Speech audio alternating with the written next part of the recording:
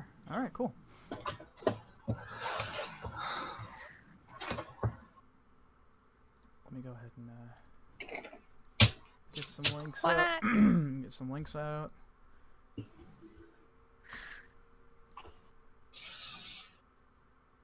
Oh. Hello? Yeah. Hello. Are we live? Yes, we are live.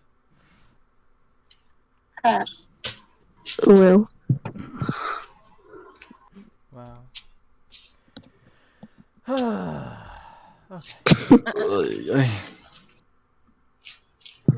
Yep, now's a good time to get last minute preps done and all that. Because we're going to get started. And regrettably, I wasn't able to get some little extra things done.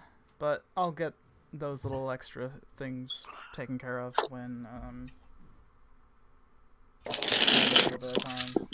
I got so caught up in everything. Including fucking Apex Legends, Jesus, I'm still sweating from that win. dude. God, same. I was so scared. Holy shit. I really was. I was terrified. Yeah, I got those dice there. Let me grab a drink-a-rooney. After I find this dice. Not sure if you guys had saw earlier, but I also mentioned that if there was something small that you wanted to do for your character, feel free to let me know. Because now would be a good time. Versus, say, like, mid-session. Where are you?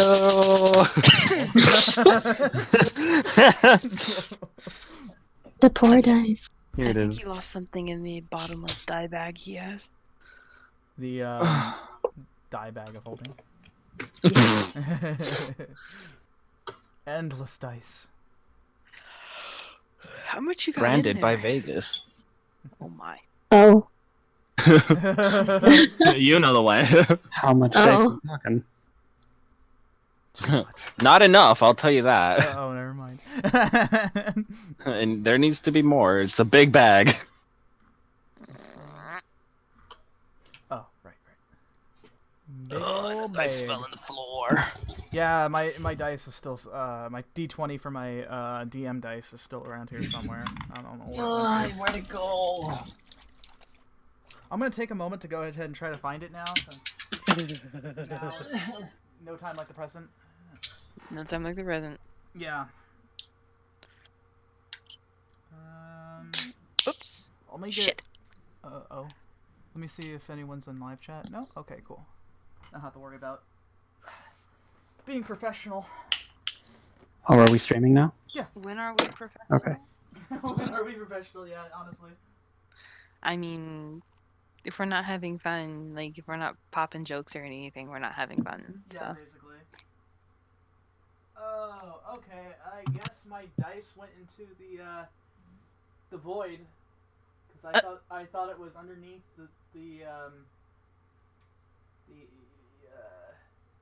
my desk here, but I guess not. It's just gone. The gremlin stole it. I told you. Sorry.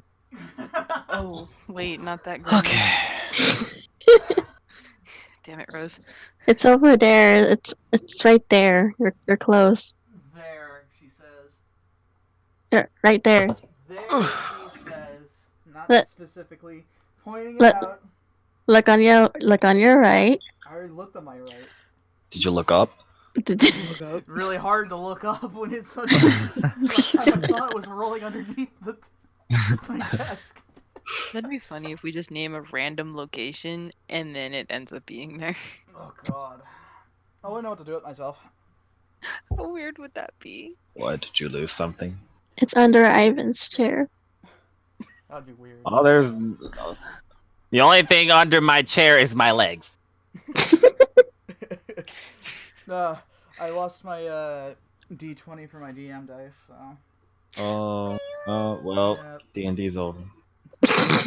Well, this is what you have other dice for. I have an entire treasure chest full of dice. I still have not used these tech dice that I bought while I was in Vegas. Still haven't used those yet. Oh, I forgot I broke my dice tray. Job. Yeah, it got really intense. And just. Uh-oh. That's an ill omen if I've ever seen one. A what? A bad omen. That's what I said earlier. I was like, I'm pretty sure that's a bad omen. Mm. Yeah, I still get good rolls until jinx it. tonight. Don't jinx Well, hold on now. Ow! Damn! Here, let me roll a 1. Oh, that works. I rolled a 3. There, we're good. She broke the curse. I'm so glad I found these while I was packing up to go to Vegas for a little bit. So I forgot that I had this. Oh yeah, I bought this when I was in Circus. Hmm. Got what? Do you remember, Sebs, the little pack of cards I bought? I forgot the reason why I had to. I had to buy it for some reason. Game. I don't remember. I think I was trying to get. I think I was gonna get. I remember that all we did was arcade I had to get and bumper cards. Well, yeah, I had to get change. I believe is what that was. And they're like, "Oh yeah, we can't just like give change." And I was like, "All right, well, I'll go buy those pack of cards then." Wow. There's the nat 1. Yeah. Oh no. Are these? Yeah, you need to leave those out. I'm not rolling any of mine because it's bad juju. Okay. Oh, they really did change the zoom feature. Yeah, They I know. did, and it kind of confused me. Yeah, it's a little. Kind of nice. Oh jeez, what is this? Hello? How do I zoom out? What the fuck is this? Use the wheel. Yeah, use the wheel of your mouse. Ugh. The sky keeps on turning. Also, there's a I'll little. do it manually, thank you. Yeah, there's like buttons at the bottom right-hand corner. Yeah, that's what I mean. Okay. Okay, but how do I move the thing? Oh, hold Click. down right-click and then. It's Mhm. oh. I'm like, it's not moving. Yeah, I was freaking out earlier too. What kind of dumbass changes this? I don't know. I want it back. Yeah, I kind of want it the way it was before too. I guess they rolled the update while I was on session Sunday, but because we were already in game, it just wasn't implemented. That could be a possibility. So okay. Oh. All right. Well, Oh no. what do you mean? Oh no. How do I zoom out? Okay, there you go.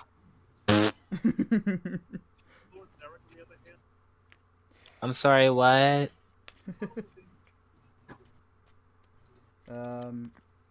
If there's any last minute preps that you guys need to do, again, now is a good time because we're gonna start session here in just a moment.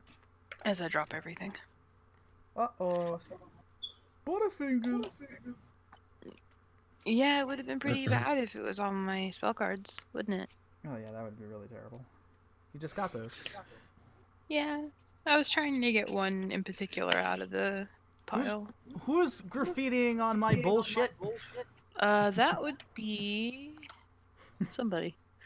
I saw yellow, that's all I saw. But it's not me, because I'm messing with my cards. But you are yellow. I know, but you can change the colors.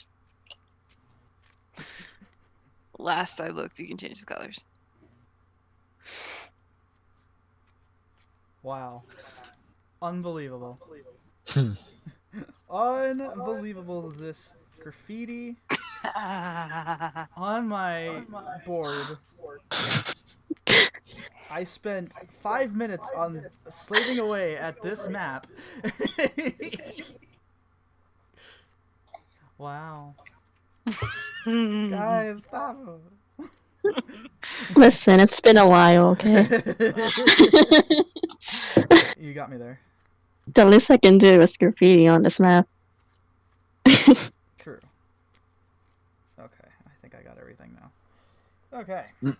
How do I change the color of my thing again? Oh no, you got it on like football replay yellow right now. That's mine. That's hers. Oh, never mind. Football yellow? Yeah, What? football replay yellow. Because like every single time they would get on the screen and they would do stuff, it'd always be in that like really bright yellow. Have a really bright pink. Oh god, that's like neon. Well, I could do a neon pink. I think I could figure that out. You guys won't have to worry much about being in roll 20. Just need your undivided attention. Okay. So don't. Good luck with that.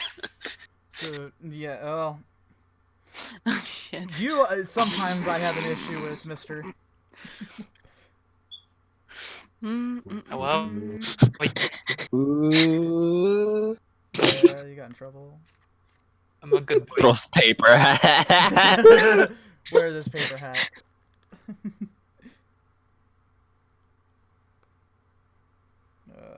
Okay, I got everything. My God.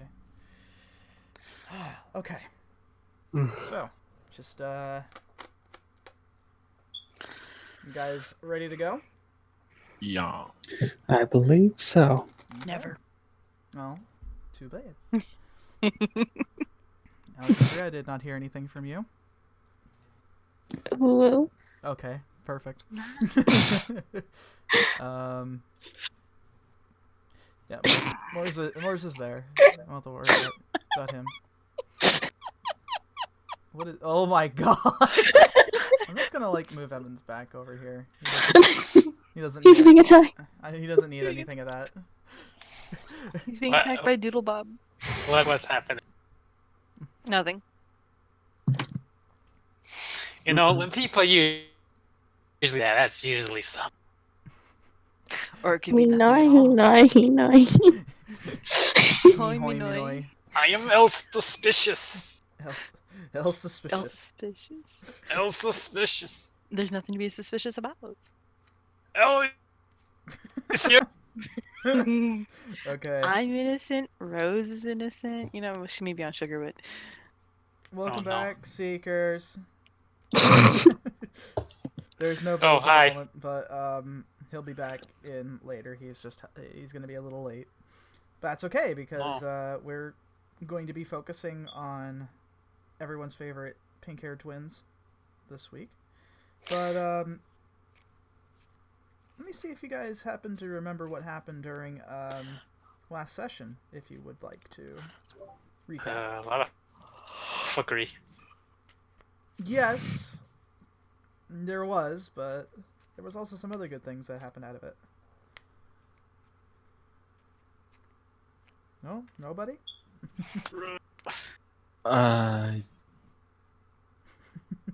don't remember, Bilge- honestly. Bilge got very soul searchy and went back to his original tribespeople, where he got to dear old mum and dad, and brought Evans along with Mors, I believe. Yep. Yeah, Evans asked if he could be a part of it because he had business to attend with the tribe. And I myself kind of got to the bottom of what the heck this small stone I acquired was, Yep. with the help of Jean and company, Yep. So and Evans as well. Yep. He showed up, seemingly out of nowhere. He told you a bit of a story as well too, with a moral at the end of it. And you guys are still defiling my poor map. sorry. That's all right. I did not put that in. You guys are all just fucking around with it at this point. I don't know who put that in either. All right. No, that's more or less what happened. Yes. To get a little more in specifics, Evans is able to see the aura of people, and he saw that there was some sort of disturbance with Bilges, and he says that it sort of happens when he rages. Bilge is not completely losing his mind like he did before back at the Grand Mystic, but there seems to be something lingering, and but was able to reconcile with his mom, which was very, very nice and wholesome until Dad showed up and was giving Evans a hard time. But What an asshole. yeah, he's a bit of an asshole.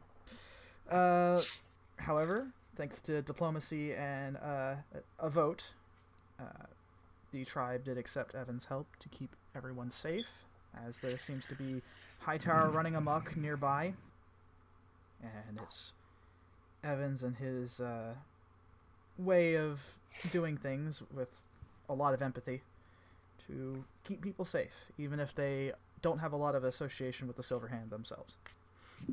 And you returned back. Yes, Tulius, you did meet with Jean and Celica after they were arguing if Tears of Fears was overrated or not, or a one-hit wonder, I should say, in which found out later that Celica was just there to make Jean mad.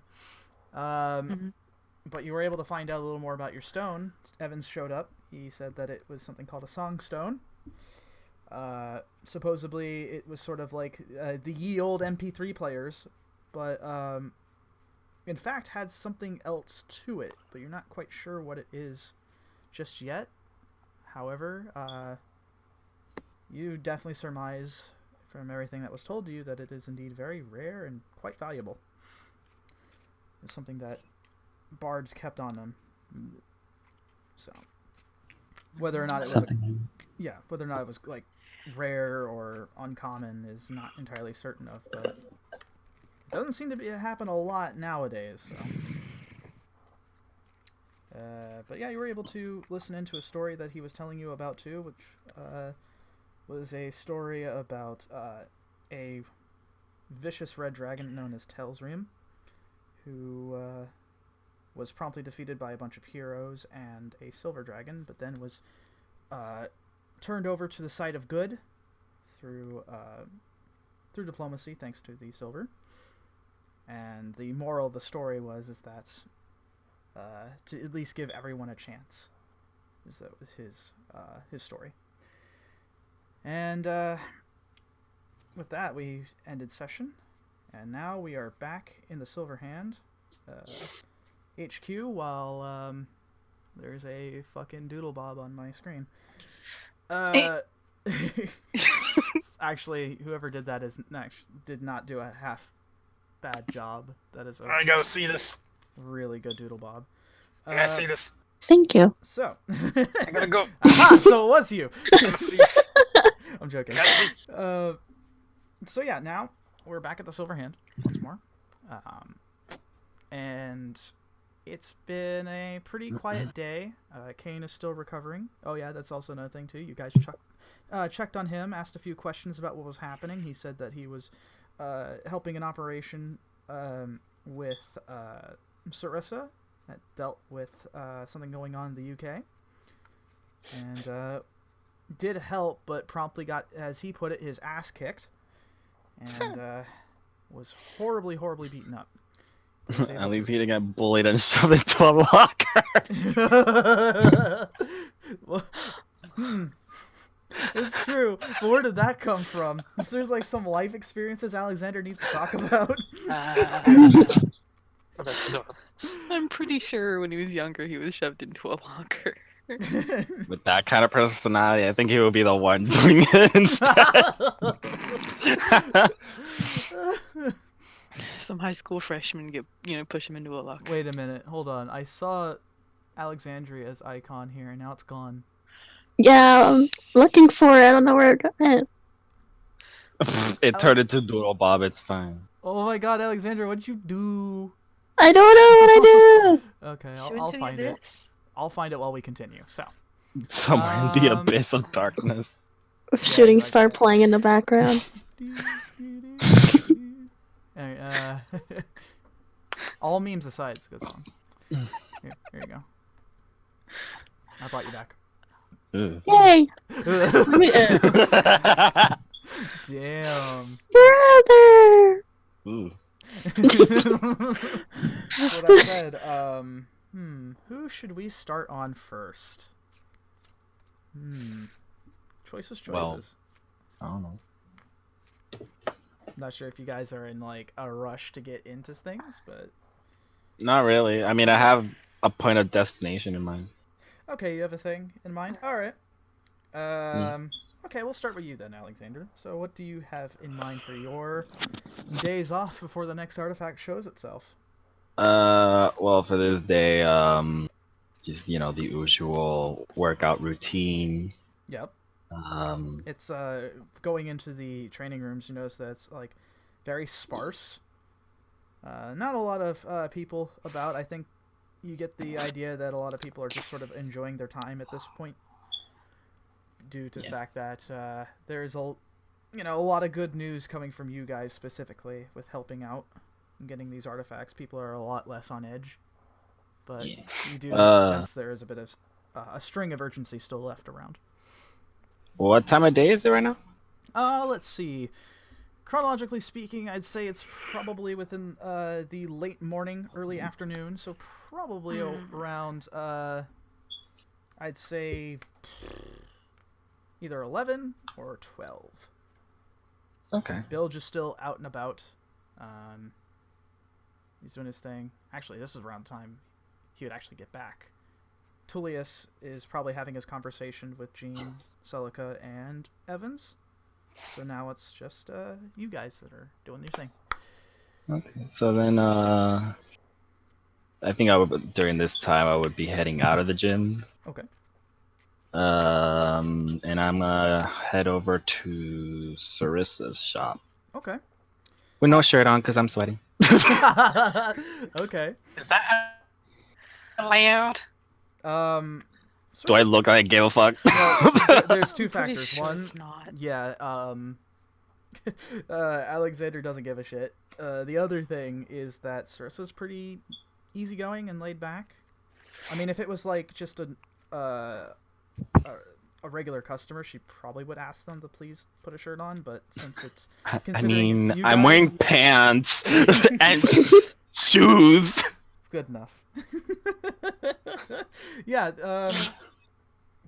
Yeah, she's currently in the shop. Xian, I don't know if you would be up by now, right? About this time, yeah. Unless I was up earlier. Yeah, so you probably would be there too, more than likely. Mhm. And actually, when you do come in, once the door slides open as you step forward, Alexander, you do see that part of Sarissa's she's got what looks like to be like a bandage around her face on one side. And she seems a little tired, but she sees you and coming in, and she's like, "Oh, I wasn't expecting anybody else, but what can I do for you, Alexander?" I just look at her and then notice that she has her face bandaged. On like one side, it's like on her left side. I just wanted to come by and say hi, I guess. Well, you're lucky because I am indeed here. If you came here any earlier, I probably would be out. I heard you were on a mission out there, just checking up on you, I guess. Oh, who spilled the beans on that one? I wonder. Who else? I'll kick that boy's ass when I get a chance. It was supposed to be on the down low, but I guess it's because he's concerned. There's nothing to be concerned about. I'm perfectly fine. The mission didn't go as planned, But that doesn't necessarily mean it was a total complete failure. What ended up happening is that we got 3 new recruits in. Going to be helping with orientation with that kind of soon, since Kane is indisposed of at the moment. There's supposed to be a new guy that's, well, I wouldn't say new. He's new to you guys. You haven't met him before. He's also one of the veteran hunters around here. Hasn't been around as long as Kane has, but he's going to be helping those 3 out with everything. Apparently they're forming a new squad and all that. Oh. Yeah, but that's cool. what I've been getting myself into. But yeah, if you're just coming by to say hello, I do appreciate it. Everything is 80% okay here.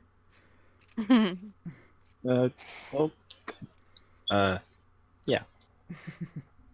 That's all I really wanted to check on. Knowing as Kane how was in that condition, just thought you were worse. Oh, no. See, the thing is, Kane, here's the difference between he and I. He willingly throws himself into those things. I'm not sure if you've noticed, but he does that. Did it once before. Yes, he has, from what I've heard. Taking on like 8 people by himself, in which he did it again. However, and you can see by her face she seems a bit perturbed by something. It seems that who he was facing before weren't ordinary high tower grunts. These guys were specially trained. And that's why he's in the condition that he was in. He got out, but, well, he's going to be indisposed of for a while. Well, at least you guys are all right and alive. Oh yeah, that's for sure.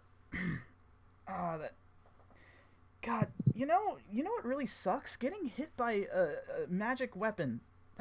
And she like holding her ribs a little bit. She's like, that really sucks. That's funny because I've been hit twice, and here I am, alive. Yeah, I've heard about. There was word going about what happened when you guys were over across the pond over in the Grand Mystic in that big ass hotel, right? I've never been more scared in my life. Yeah, Xian was telling me about it after it happened. So she was kind of bothered by that, but I mean, it's okay. I'm quite used to being hit and getting near death experienced by my own allies. It's nothing new anyway. I was going to say I know how that feels until you brought up that last part. There was that last part. Not so sure about that one. Yeah, well. There was a reason why I stopped doing what I did and started pursuing this instead. I mean, do you regret it? No, I don't. Well, except for the times that you guys head out, and I wish I could do more than just sit by and do nothing besides make you guys look good at going out there. Ain't much else I can do about that. Especially now. Well, I I can tell you now, what you're doing already is very appreciated enough. I'm glad to hear that. A lot of folks say otherwise. At times. They don't know what I can do. And sometimes I think that's best if that's left to the unknown.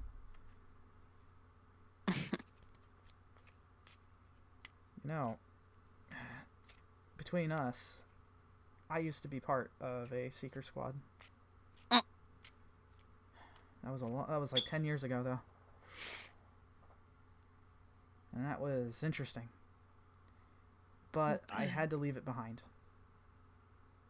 Well, because, one, I didn't want to give Evans a damn heart attack, for one. there was a reason why the Seekers had been broken up for that long of a period of time. It was done by his order. So, unfortunately, we just had to deal with it. No ifs, ands, or buts, he said. No exceptions. That's why I find it fascinating when you guys showed up. Suddenly the Seekers program was reinitiated so quickly. But I think it was a really, really good call on his half. Although I can tell you right now, I can already tell he's almost wanting to cancel it again. But because you guys have made it so far, he's holding off on that decision.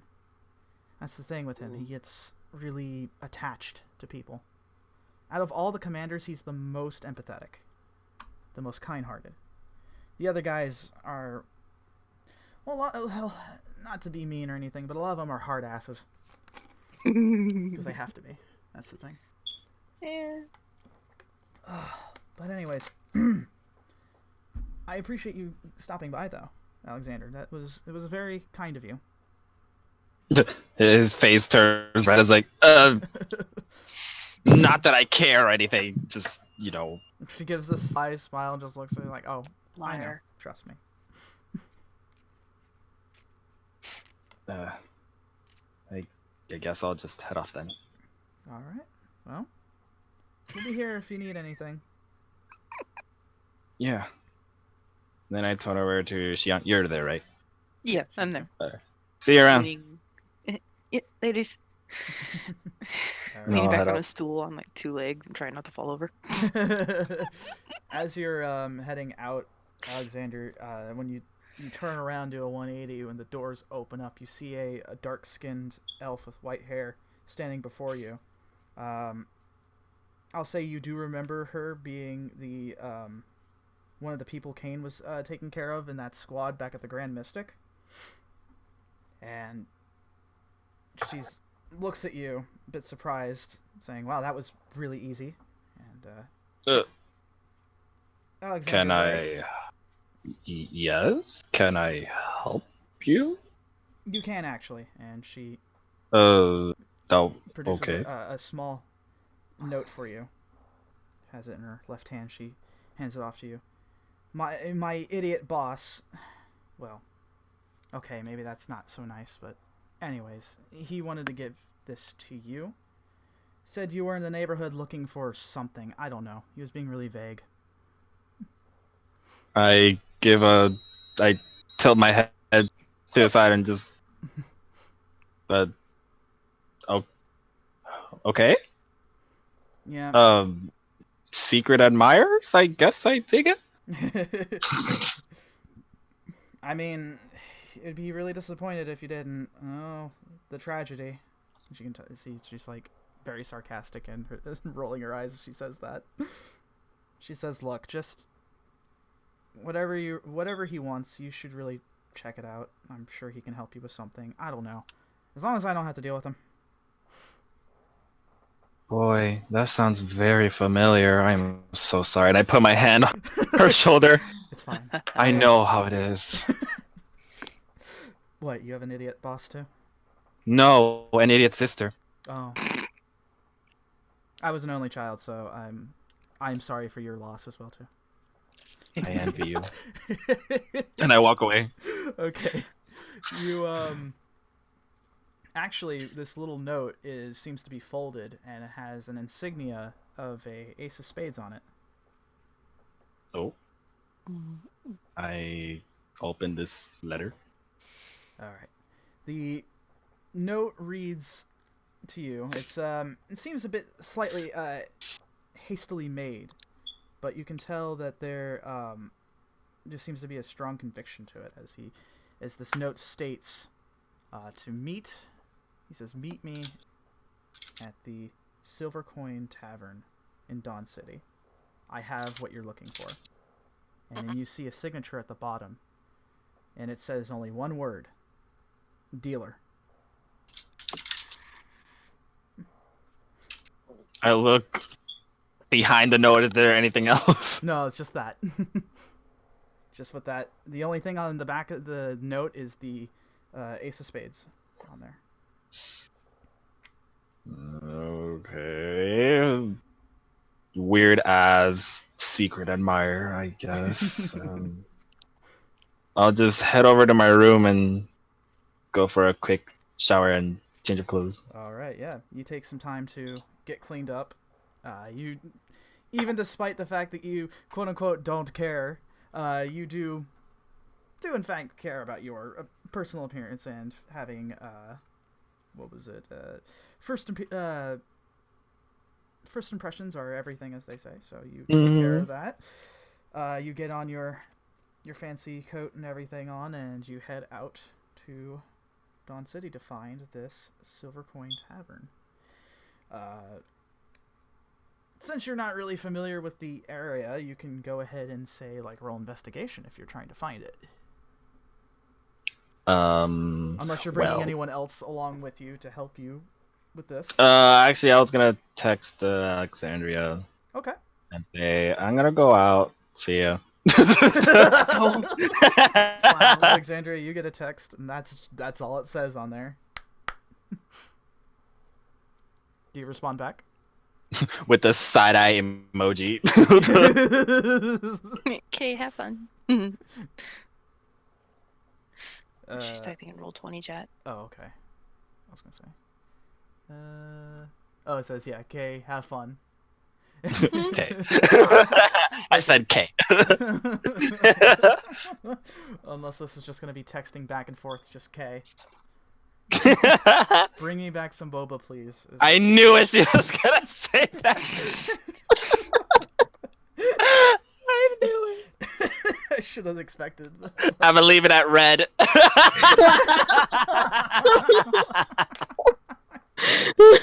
Do not disturb.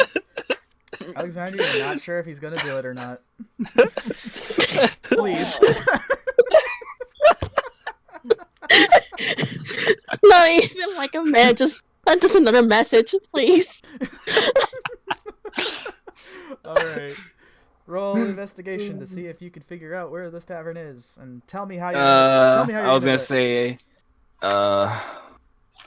since I'm of the urchin background, yes, I pretty much know my way around the city. Okay, that's true. Despite Dawn City being sort of this mirror, fantastical version of New York, you're kind of able to understand the streets and such. You've lived on them long enough to understand the layouts and such. It only takes you a little bit as you sort of glance around at some of the spots around. You see a couple of other bars and taverns, some of them a little unsightly, but you do happen to see one with a fluorescent neon sign that's in the shape of a coin. You know that that's exactly where you need to go.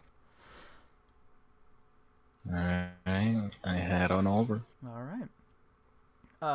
It's as you're getting closer to it, you do notice that it's pretty quiet. Doesn't seem to be a whole lot of commotion going on. Only the faint sound of what sounds like jazz. Ugh.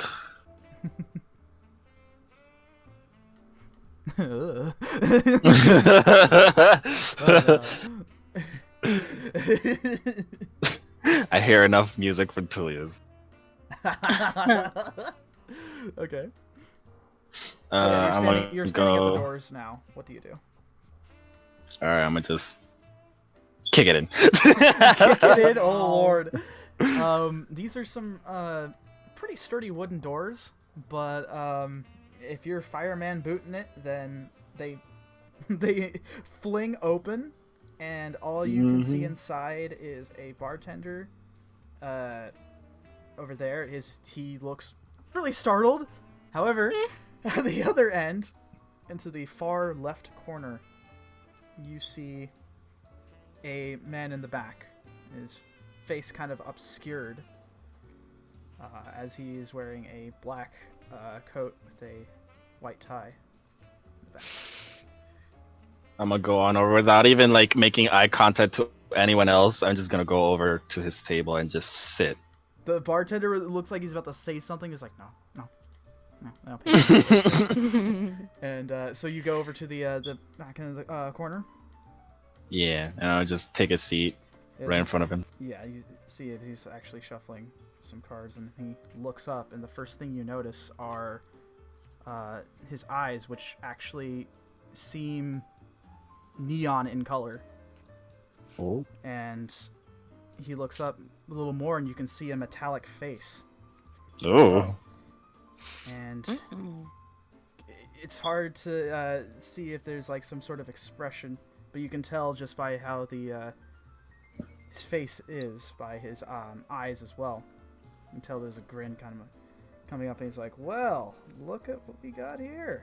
You got the note, didn't you?" You the secret admirer? I guess you could call me that. Ugh. Well, what's not to admire, Alexander? You've done a lot of good around here, right? I mean, that is what you've done, right? I mean, I guess. Oh, don't be so modest now. Come on. Heroes aren't supposed Yes, to be I suppose. better, but we're going to have to work on that.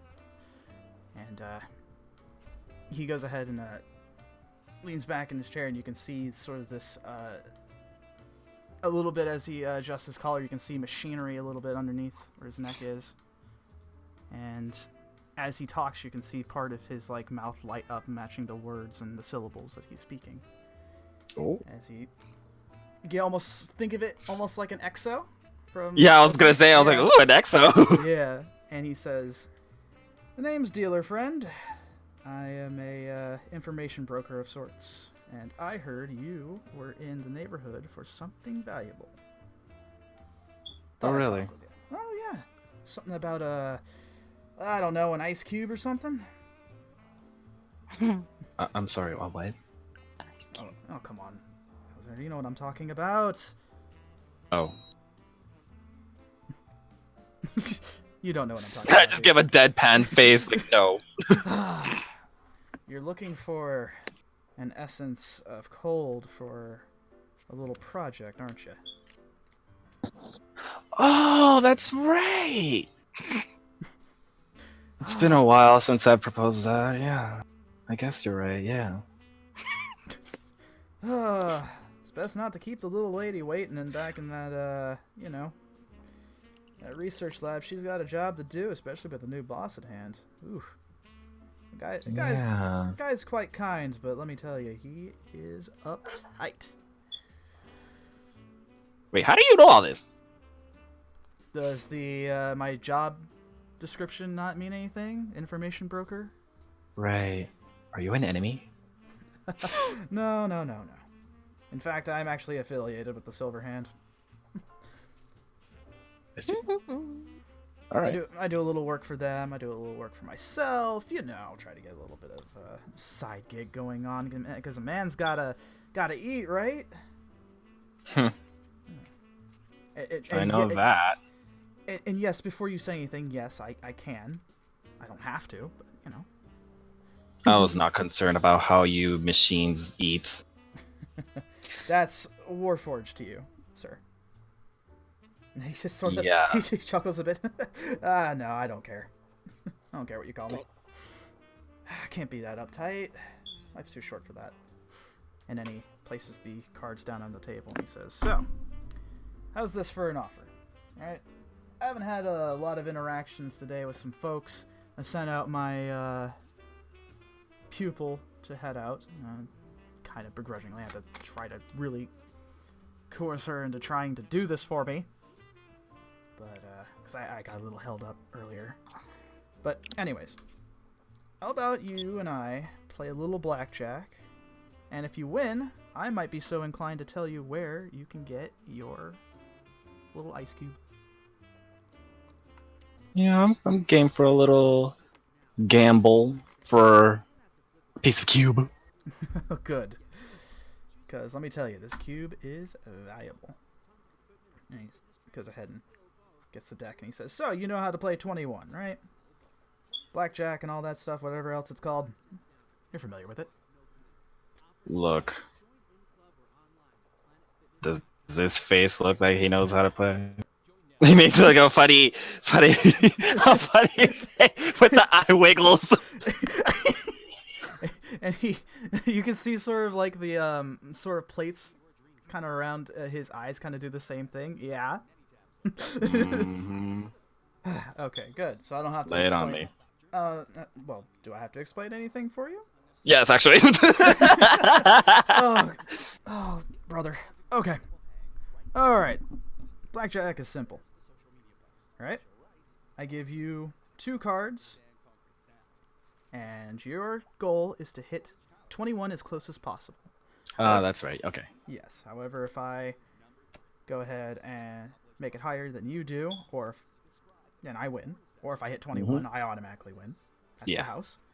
However, if I bust, you win. So let's see. What should be our win rate here? How about best 2 out of 3? Sound good to you? Game. Lay it on me. Perfect. And he places the deck down, and he hands you 2 cards. One's face down, and the other one is a 10. And you take a look at underneath the card, and it's a 6. He places 1 down on him, and you see on the other end of the table, he places down a queen of clubs. And he says, "So, will it be hit or stay?" So I got 16, right? Yes. And he got 12? He's got queen's counter's 10. 10, right? Okay.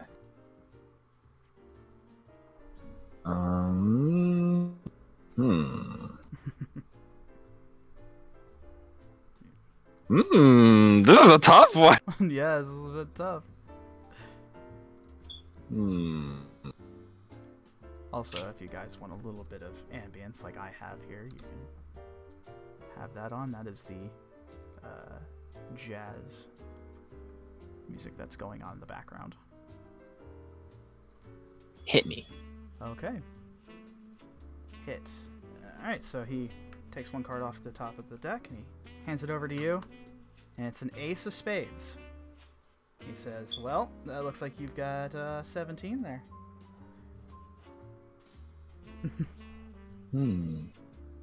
Yes, I think I'll leave it at that. Yeah. Ace can count as a 1 or 11, one or the other. Alright, you're going to stay with 17? Alright. Yep. So he flips over the card. And he draws out here. It's a 2. It's a queen and 2. And then he draws a 10. He says, "Ooh, I got close, but I bust." He got 22. So he takes the cards back. He's like, "Well, it looks like that's a win for you, Mr. Stratos. You're a natural at this, it seems." I was born for this. You know, minus the hesitation I saw earlier, but you know. Well, a little hesitation doesn't kill anybody. Until it does, you know. You are very familiar with the line of work as he draws out another few cards for you that you're, you know, so familiar with. And he places 2 cards for you, a 9 and an 8. He places 1 card down, and he puts 1 card down and 1 card face up, and the other one is a 3. I think I'll leave mine as is. Okay, you're gonna stay with that? Okay. Mhm. So he flips the card over. It's a 6. He draws 1 out. Here's a 3. So that'll be 12. He draws out another card.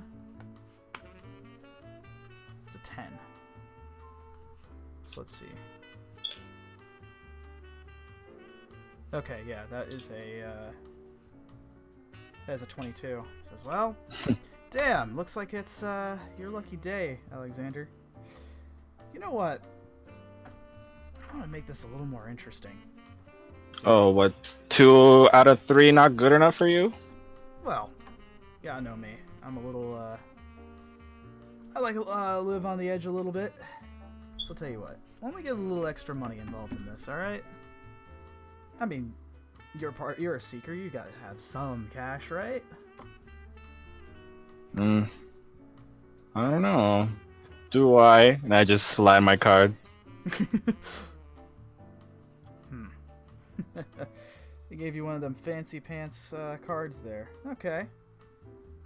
And he actually pulls out a little device on his from his coat pocket.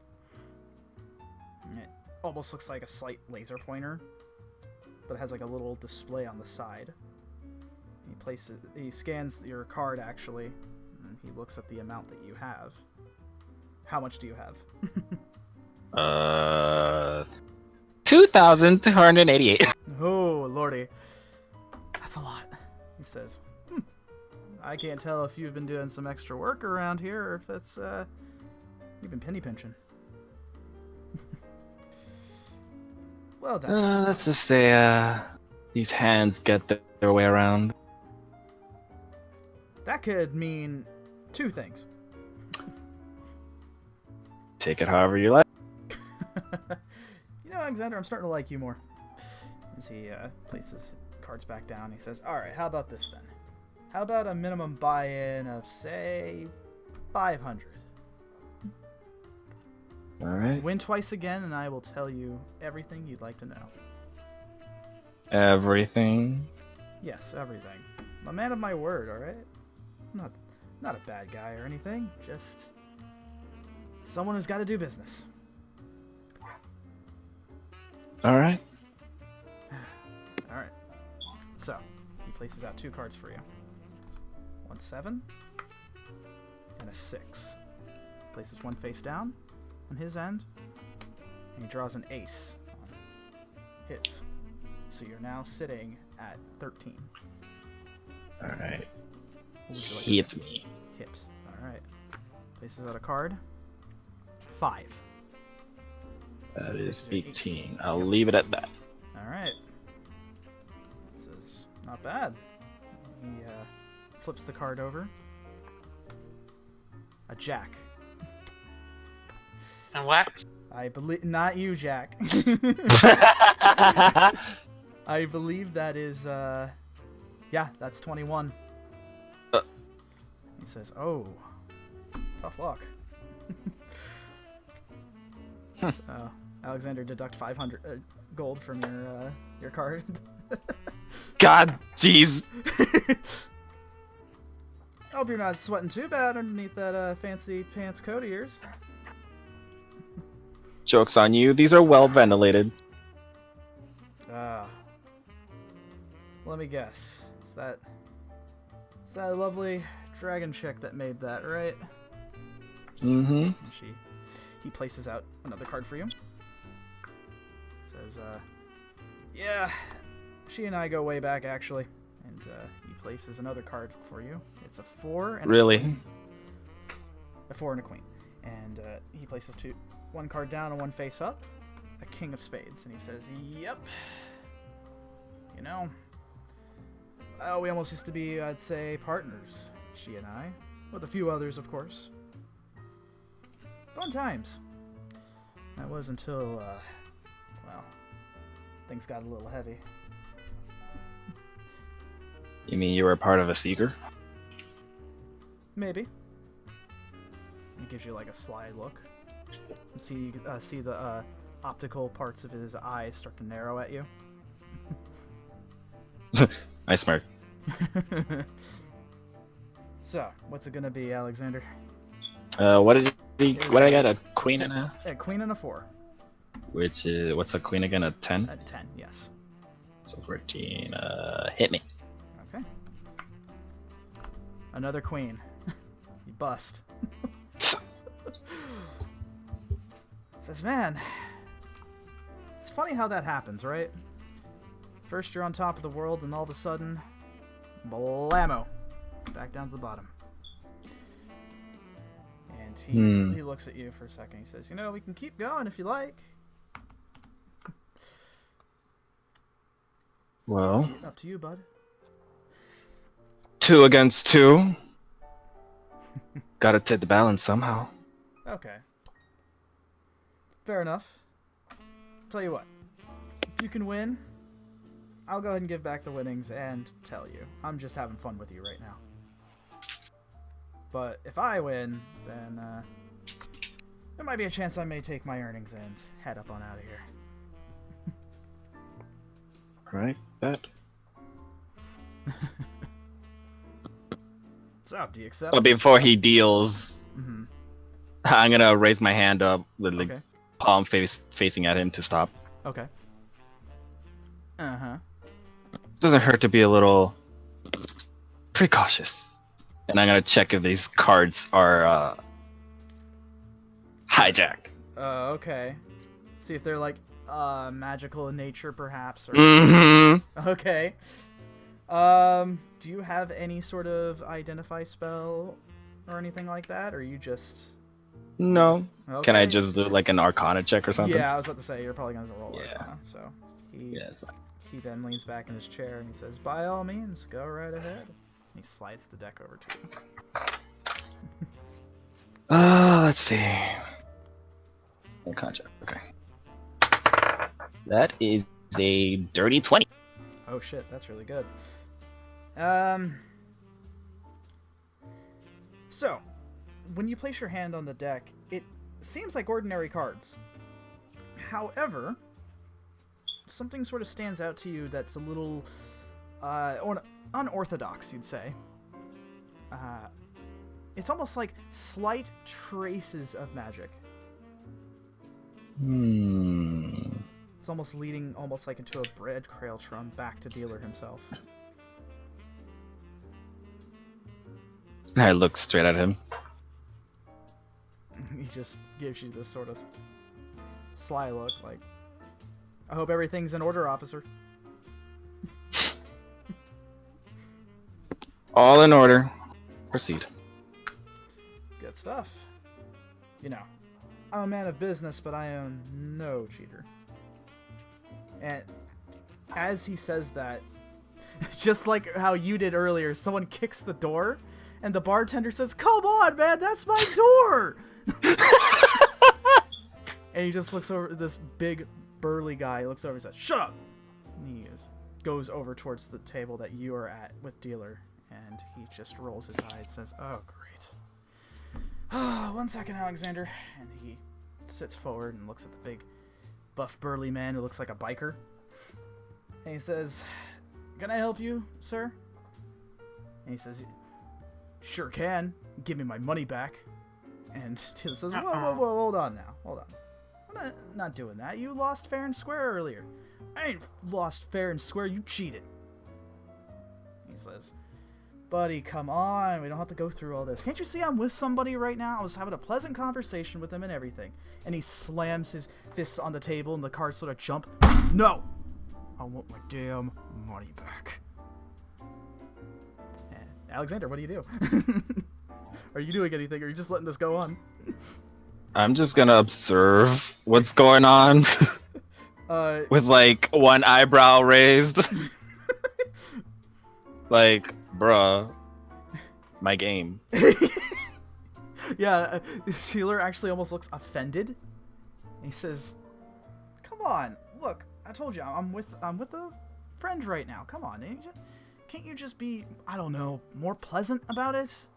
You know, if you stop, you know, yelling at people, you probably get more of what you want." And he says, "I don't deal kindly with cheaters." Oh god, here we go again, that word. Can you believe this, Alexander? I mean, really. Yeah, I've dealt with those kind before. I just close my eyes and just... Yeah, and he goes on a tirade. He says, "All I wanted to do was play a little bit of cards and just earn a little bit. But this guy, this fucking guy right here," and you can see Teeler making hand gestures with his hand, mocking him a bit. He says, "Hey, I see what you're doing there." And he says, oh, you see this?" And he holds his hand up. He's like, "Yeah. You're sitting there mocking me, boy." He says, "Oh, okay. How about this instead?" And his hand sort of flips open where there's a compartment there, and something hits him straight in the neck. And you see it's a little dart. He says, "Oh, what the heck?" He falls over, unconscious. And he looks over to you, Alexander. He says, I'm sorry, what were we talking about before we got rudely interrupted? I can't remember. Where can I get one of those? Tools of the trade, my friend. I heard that you were also a bit of the roguish type. And the bartender looks over and says, Dealer, that is like the 5th guy this week. Are you kidding me? And Dealer just Wow, shrugs and you're says, rather popular in the games. Yeah, that's what happens when you get into the business like I do. Some people call you a scoundrel, a liar, a cheat. Oh, right? It's... see, I knew you would get me. And he places the cards back down. He says, I may have my way of doing things, but a dishonest man I am not. And he hands you 2 cards over. He slides one over. Yeah, exactly. Like, everyone thinks I'm just some bad guy, you know, just committing murder here, left and right, just because I hold a collection of daggers on me all the time. I mean, I guess I swing it around those sometimes when I'm... You also kind of Goomba stop a fucking hotel owner. And, you know, sometimes I can't control my impulses. Alexander, we are... But I'm a good person! He just, as he's about to take a sip from his glass, he just stares at you and he says, I wasn't insinuating that you weren't, don't worry. Takes a sip. Okay. No, I understand, Alexander. See, that's the thing about guys like you and I. We get a bad rep for what we do. Sure, some things we do is a little bit, I don't know, and he leans in, kind of unsavory, but that doesn't have to mean that we're bad, right? Exactly. Now, you said something about a knife collection? Nothing. Oh, buddy, come on, you gotta know who you're dealing with. Okay, fine. And I open my coat. And he says, buddy, and he opens up his coat. He's got a bunch of daggers there too, like with a bunch of other tools and things. He says, don't need to tell anybody. And he places his coat back together, buttons it up. Oh, I like you. See, I knew we would get along. See, it's not hard, is it? It's not hard. Anyways, so he places 2 cards down for himself, and you see, as you're a little distracted, you now have an 8 and a 3. He places 1 card down, puts another one face up, and it's a 10 of spades. By the guts, not another one. And keeping eye contact, I just, without even looking at my cards, I just say, hit me. Sounds good. And he skillfully places over another card to you. A 4. So that leaves you with 15. And you can hear the bartender from behind trying to drag the guy. Just, why is this guy so fucking heavy? His boots are dragging across the floor. Dealer, I swear you owe me for this. It's like, don't worry, you know me, I tip well. Hit me. Alright. Places another card downwards. And it is a 5. So now you're at what was I at? 15, so now you're at 20. Alright, so I'll leave it at that. Very good. He says, alright, let's see what we got. A 10 and a 9. He says, well, look at that. No matter what I draw, it's going to be a bust. He flips over a card and puts it down. A 4. Yep. Well, Alexander, not bad. Not bad at all. I gotta say, that was actually really enjoyable. I wish people would, you know, be more like you. And he looks over at the unconscious man. But anyways, you know. And he goes in and says, alright, deal's a deal. I told you. You get your money back. I'll tell you about your ice cube. And and more. He just rolls his eyes. What else more do you want to know? I'll give you one thing. Where does your food go? That you could literally ask for anything else. But Yeah. Where does your food go? just sort of deadpan looks at you. It's in a compartment that gets broken down, much like a regular person. Alex, I told you that you could have one, and you. Yeah, I was curious. It almost seems like his jaw sort of hangs low a little bit more. The blue, as he's tried to stutter, you just see the blue lights in his in his mouth sort of just stutter a bit. Okay, fair enough. That's fine. Okay. Was not expecting that one. Sometimes when, I have a funny story about that. You just actually reminded me of somebody, my pupil that you probably met. And her one question was, why am I such an idiot? As you can tell, that was probably a really difficult one to answer, but... Well, why is that? Oh, come on, you can't actually believe that. Well, I gotta make sure. That's the thing. If I was an idiot, I wouldn't be here. I'd probably be behind bars somewhere. Well, I'm an idiot, and look where I am. Wait. What? There's no way. There's no way the big man upstairs would hire an idiot. He hires competent people. Well, I mean, we also have Bilg, but, he's kind of... Wait, you mean that different guy kid. that's like a half-orc, and he's kind of not all there? Yeah. Oh, Lord, reminds me of a friend of mine. Except she actually had her mental faculties together. Well, I mean, he killed me once, so I gotta give it to What? He killed you once? Yeah. Just once. Ooh, buddy. And another time, he almost killed me again, but, that He just got prevent. looks, so he has his mouth placed over his hand, and he just... You continue to amaze me more and more with every passing second. And I can't tell if that's a good thing or a bad thing right now. I'm kind of at a loss. Well, regardless. It seems that we have more in common than we thought. Anyways. Yeah? Well, let me tell you about your little, ice cube. So, I know where you can get it. In fact... If you say a freezer, I'm going to be so pissed. Oh, you beat me to it. Joking, all jokes aside, though, I have what you're looking for with me on my person right now. Oh. However, wait a minute. I'll give it to you. However, I need you to do something for me as well. Do you need somebody to get stabbed? I can do that. What? No, I mean, did you see how I took out that guy? I'll do it myself.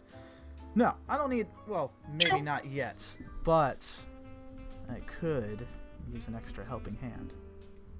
He sort of looks around and he says, I'm pretty sure you're familiar with everything that's been going on. The world's been falling to hell in a handbasket lately, especially with those high tower guys walking about, acting like they own the place.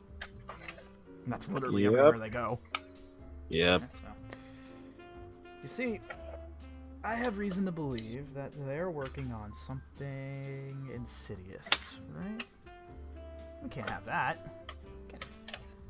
Ugh. So, with that said, I would like you to look into it for me. Oh boy, another cover job. Well, interestingly enough, and he takes out a small device that you probably surmise as a phone. And he says, actually got a little bit of info from a sort of friend of mine about this. And it seems I think it might interest you. And he looks over his phone a bit more and he says, alright, so I'm certain you're familiar with a little project that the High Tower's going with right now. something called Apex. And I give a more serious look. You can see that there's like this, through the lenses of his iris, you can tell that there's sort of shift around a little bit, and you can tell that he's like reading you at the moment. He says, so you do recognize it. Oh, I do know. Yeah, so rumor has it that they're working on some pretty terrible things right now. As at the moment, genetics. Now, this is all just hearsay, but I have reason to believe that they are indeed up to something bad. Now, Well, I know it's already bad. I've already confronted one of their guys. oh really? Who'd you confront? Some dude named Wraith? Wrath? Rap? No, I think you had that first one right. Yeah, there's a guy that works for Hightower as sort of a freelancer, and that's Wraith. You know, wears a mask, kind of creepy. Yeah. Goes around selling, oh, we're so alike. Wait, he said that to you? Apparently. Wow, what a freak. Exactly. So I stole his dagger. Oh, see, that's exactly what I would have done. Right! Even though it was gonna explode, but you know, who cares? Oh, let me guess. Biometric scanner? Yep. Those Hightower assholes don't want any of us to have some good things. Well, anyways. Yeah. He's kind of involved with the project, but sort of not a scientist or any of the sort. No, he's an assassin. However, it seems that he had some sort of beef with us. And by us, I mean the Silver Hand and such, so you guys. Not sure what his deal is, but, you know. Whatever it is, I'd really like to look into who Wraith is one thing, but the other thing I want to find out is exactly what Apex is. All we know is that it's a project. It's something. Something bad, something involving genetics, and had something to do with a recent operation that happened all the way over in the UK. Now, Wait, you're there all the way over there? well, I wasn't, but a lot of my informants were. Plus, I get around towns and such, so I can just put my ear to the ground and get everything I need to know.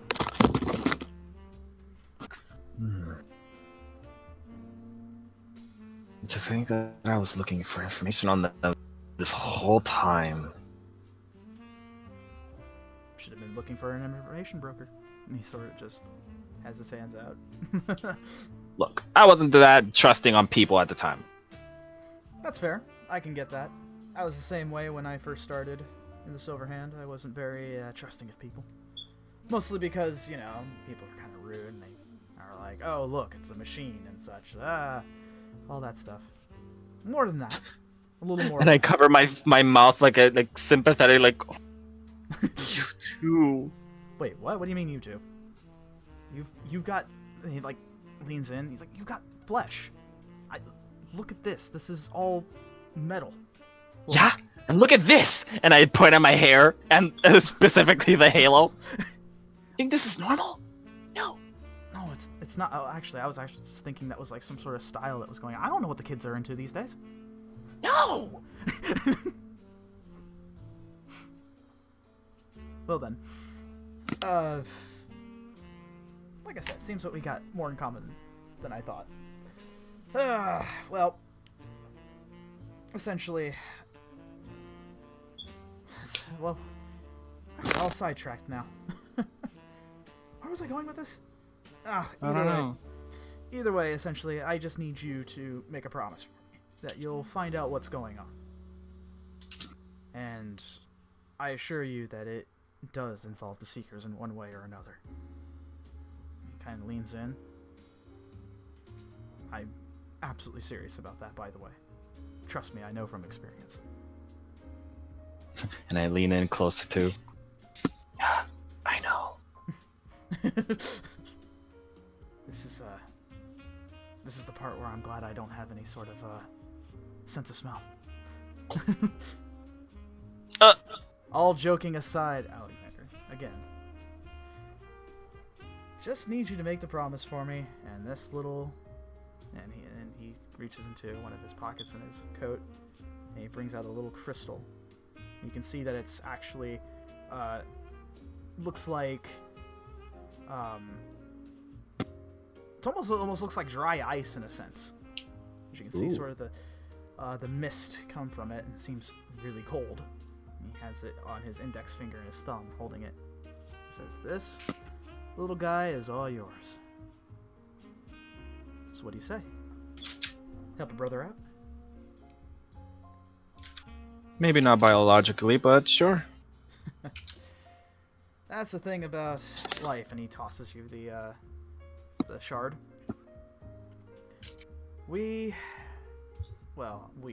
I say as the Silver Hand, is like one big dysfunctional family.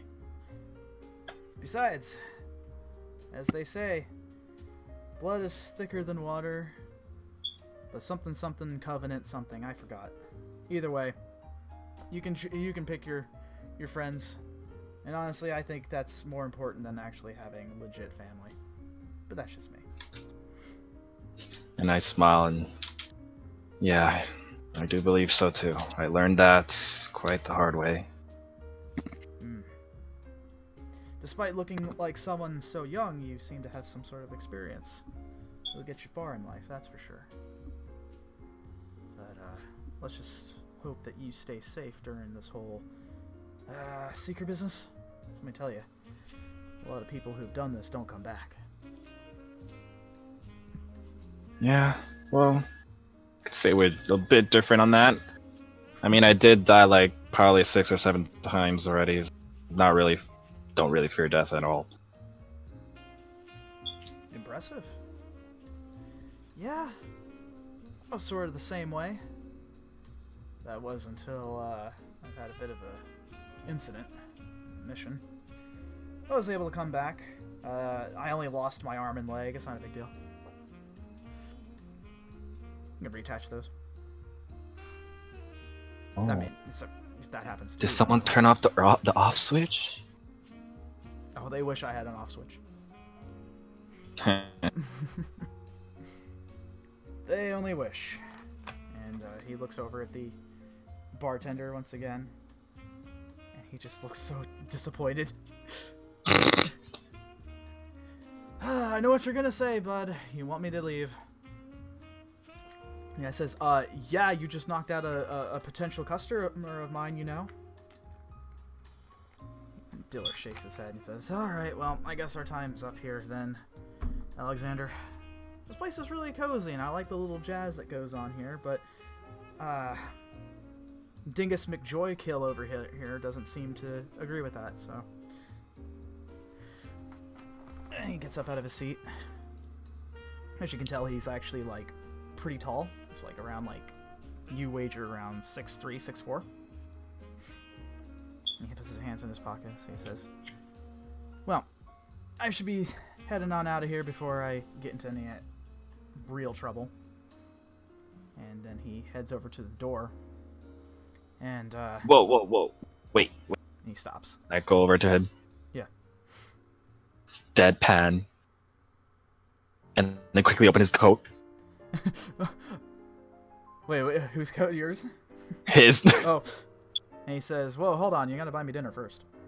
And I just admire the dagger collection. Yeah, you see all sorts of different daggers of different ornate types. Some curved, some completely straight, some very small, others a little on the large side.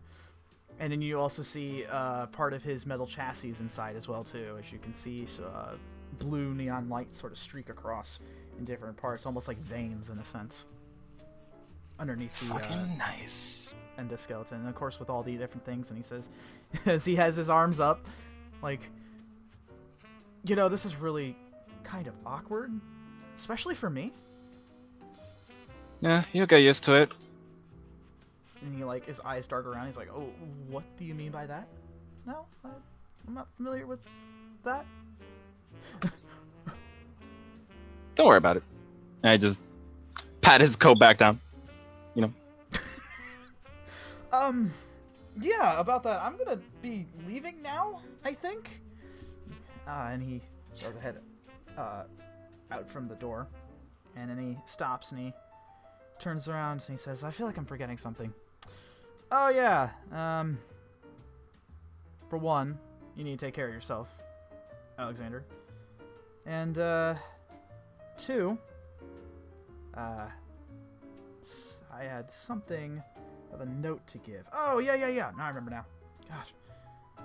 Don't get old. And he, reaches into his, coat pocket again. He hands out a little note to you. He says, Oh boy, another secret admirer. Yes. Yes, it totally is. Anyways, it was really nice meeting you, Alexander, and I hope we can do this again. In fact, I have a feeling we will soon. As, don't worry about giving your number. I can get it. That's weird. I'm an information broker. It's what I do. Besides, you'll be hearing from me again soon about what I need you to do. As you know, you agreed. So, just enjoy the little ice cube there. And then he Thanks. turns And I extend my hand for a handshake. Next time I'll buy dinner. I promise.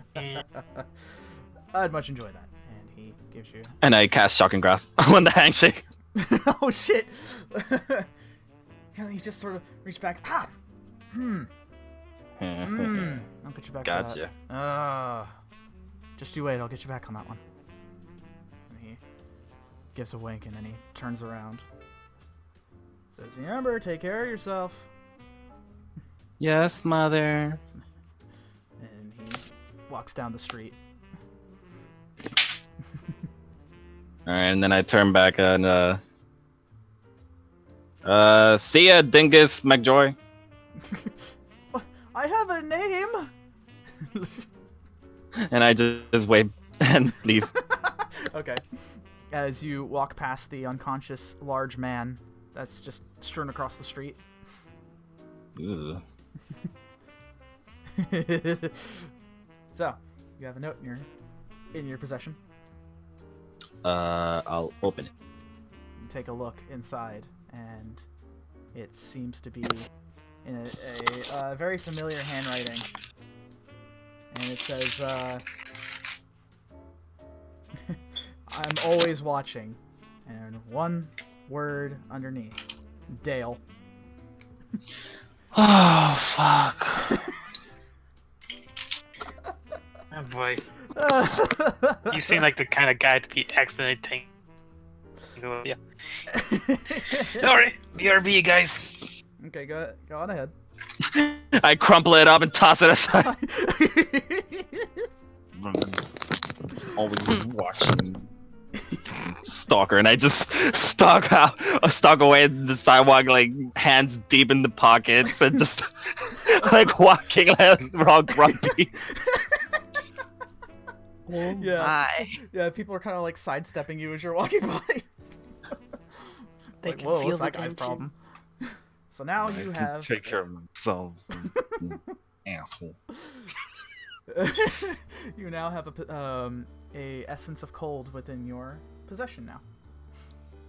Yeah, I'll head over back to HQ. Okay. Still stomping and grunting.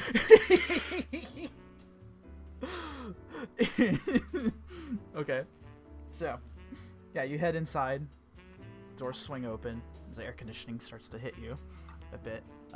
It being pretty cold outside, it starts to warm up a little bit as you're getting in. What would you like to do? I'm gonna head over to Maya. Okay.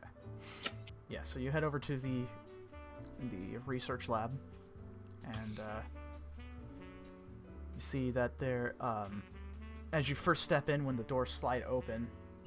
I was about to like kick it open, but then I remember it slides. So I just have my leg up. Yeah, just leggy out. reach my leggy real far out.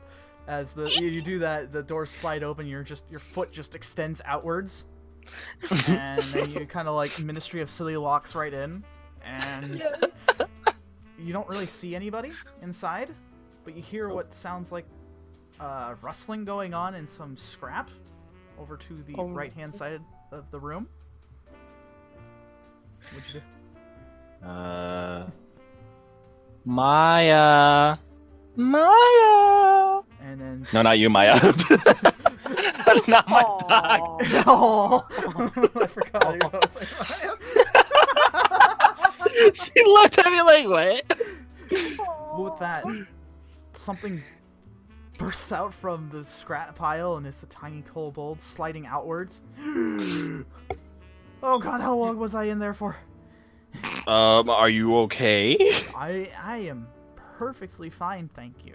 And she, like, dusts herself off. Oh god. Okay, maybe not a little bit. I think something was poking me. Anyways. Well, I hope it's not anywhere in the weird. No, don't worry. And yes, I had my shots. I'm not gonna get tetanus or anything. Alright. Yeah! And I just shake my head and take out the ice cube. And she says, "Wow, that's a really fancy looking thingamawat's. What is that?" It's an ice cube. You should probably like put that in a glass or something. No, it's a one of those whatchamacallit ice thingies. Oh wait, a little elemental. Oh Yeah, that the ice cube. Why are you calling it an ice cube? It's like a. Well, it's an ice cube. Look at it. I guess it does look like a piece of dry ice. Okay, yeah, I remember now. Sorry, I got a lot of projects going on. Wait, you said dry ice, did you? It looks like dry ice. I drop it. It just sort of tings on the floor. She's like, "What are you doing?" You said it was dry ice. It looks like dry ice. I didn't say it was dry ice. This whole time. No, I'm pretty sure it is what it's supposed to be. I think Discord is dying. Oh no. Oh no, you're breaking out. Am I good? Oh, there you go. Okay. Yeah, you're good now. Okay. Alright, she says, I'm pretty sure that's not dry ice, it just looks like it. I didn't say it was. Well, why did you say it was dry ice first? I said it looks like it! Oh my god. And I pick it know- up. Do you know what language is? On occasion.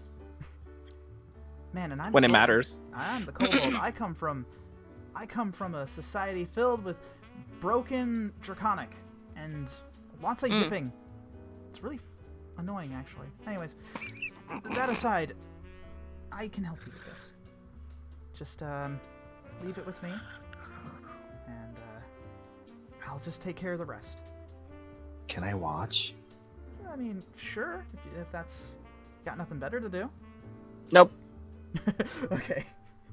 So, she takes the essence of cold out of your hand and it's over to the table, and she kind of tippy toes over to put the thing on the table and moves over the chair, try to get on top of it, standing up on it, and she looks over the assortment of daggers that she has.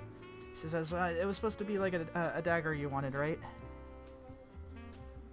Well, we kind of agreed to augment the dagger. Oh, Remember? you didn't want a separate one? I open my coat. Do I look like I need any more? Her eyes go wide. How do you not like stab yourself with those?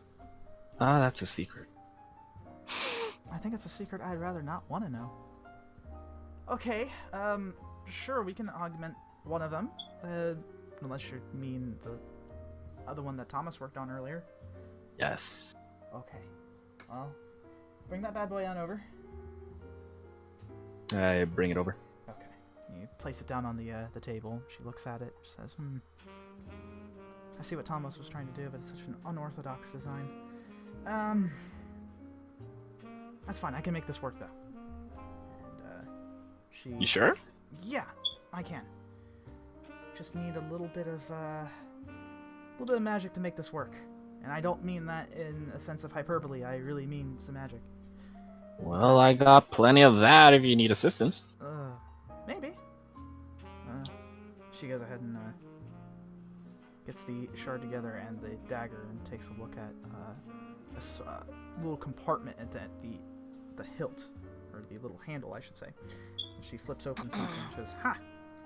See, I know him too well." And she goes looking around, saying, "Okay, we can make this work.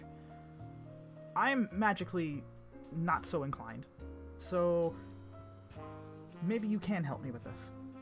And, Well, see, good thing I'm here. all right. And I take off my coat and shirt. Okay. What? Why do you need to take that off? What? I get sweaty real fast. It's like winter, dude. Look! I burn a lot of calories! I guess. And I don't want a dirty sources work, so just deal with it.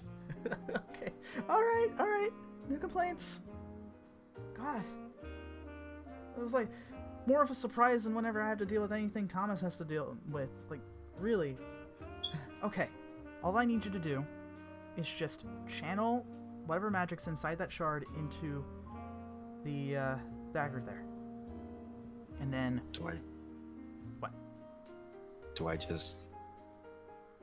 go... and then... Yes, preferably without the noises. Alright. Okay, you can roll an Arcana check to see if you can do it. Oh boy. Oh boy, another dirty 20. Oh, that's fantastic. So, you hold your dagger, Phantom Shard, and this shard of pure cold in your hand. And you feel this strange, like, juxtaposition between fire and ice in your hands. And you place the shard into the handle of the dagger itself. And it sort of glows a bit as you place your hand on it. And you can see the blade going from a crimson red to a cold blue. So it sort of transitions over. And then after that, the blade itself sort of goes back to its black steel color. As the light sort of flashes from the shard itself into the dagger and then just sort of mellows out after that. So just to calm down a bit. And Maya looks over and says, "Wow, you actually managed to do it. Impressive." Why, did you doubt me? No. I didn't doubt you. You look less the magic type and more the stabby type. What's that supposed to mean? And I summon out my cards. I'm more than just stabbing. I'm more of the big explosion kind of type, too. That sounds really dangerous. I know, right? Sweating. Well, let me take a look at the dagger to make sure we can put it on the cold setting. Neat. She looks over at the thing here and she's going to make a Tinker's check herself to see if she can make this work. She says, I don't have the full blueprints about what Thomas made, but I think I can do something. I think I know him well enough. She rolls here, and you can tell that she's like moving some pieces apart and such, as the technology and magic combined into one weapon. You can see sort of the technical parts of it sort of exposed out into the open now. And however, she seems to be having trouble with it. And she says, "Oh, damn it." What? Did you break it? No, I didn't break it. I'm having an issue with something just doesn't like make sense to me. I'm trying to make it so that you can turn this little dial. I can see what Thomas was trying to do. Turn this little dial to change it from fire to ice, instead of having to do it by force of will alone. But I'm just having a hard time understanding it. And at that point, the doors open from behind, and you hear someone walk in. Maya looks back, and she says, "Oh, thank goodness you're here, Kazgrim. Thank you." I look back. And you see what looks like to be a small gnome with goggles on, little spiky hair. He says, I lean over. Who's that? "He's the replacement for Thomas. He came from Europe." Oh. And he kind of walks on over and he says, "I heard that." Tiny. Oh. Yes, I heard that too. Ugh. He looks up to you and he says, "Well, aren't you one of them seekers? Yeah. Heard a lot about you." Thanks. Well, you didn't hear if it was any good or bad, but okay. And he looks over to Maya and says, "Well, I hear you complaining from outside. What seems to be the problem?" And Maya says, "I cannot get this thing to work." And Kazgrim sighs, "All right, let me take a look, see. We have a lot of orders, Maya. Make sure you get on them." And he gets up on the chair as well and looks over at the dagger. And he says, "Well, not the way I would have built it, but that's fine." And Well, he how looks- would you have built it? I don't know, more simple. That Thomas guy likes to overcomplicate things. Can't Well, argue you're not with it. wrong. I mean, can't argue with what he does. He's brilliant. But I still think he's a bit of a fool at times, but, you know. You're also not wrong. See, I'm rarely wrong. If ever. Okay, Mr. Fancy Pants. Yes, I have spent like $500 on these pants. Thank you. For noticing. I'm done. All I'm I'm asking- just like, at this point, like, what the fuck? All joking aside, let's see. And he looks over at Dagger and says, "This is supposed to be yours, right?" Yep. Good, good. And Well, it was not mine, but now it is. what? Don't worry about it. It's not like I stole it or anything. I won't ask questions. Just know that. Please don't. I will not. And he looks at the dagger and says, "All right, I see the magic components got taken care of. No problem. That was very well taken care of, actually." And he goes ahead and drags over a small toolbox from the side, filled with a bunch of different tools and the like. He says, "All right, let me see if I can get this to work." And he shall roll Tinker's check with advantage. Holy shit, that is a nat 20. All right. Oh my god. He says, this is easy." And he goes ahead and puts in a couple wires. You see him solder a couple of things together. And then he places the dial down, and you can hear a satisfying click as it's put together. He says, "All right, that should do it." And he places his hand on the dial, and he turns it. And you see the black steel turn to red, and he turns it over to the right a little more, and then it turns to blue. Ooh. That should do it. Now, can we make it more dangerous? How much more dangerous do you want? This thing could go from fire to ice. Icy hot, if you will. Ha. Now, what if we make it random? Hello. I'm sorry, what? You random? I don't... Yes. Wouldn't you like to have the choice to do that instead of, random? No, that's no fun. Oh, you're What one of fun would it be if we can't gamble anything? you're one of those guys. Okay. What's that supposed to mean? I knew a guy who used to gamble a lot. But anyways. Alright, let me take a look-see. You want it to be randomized? Yeah. Well, we're I gonna mean, you go- don't have to tinker it. You can just smash that dial down. And I just give him the crazy eyes and the excitement. I mean, I'm not a barbarian. I know one.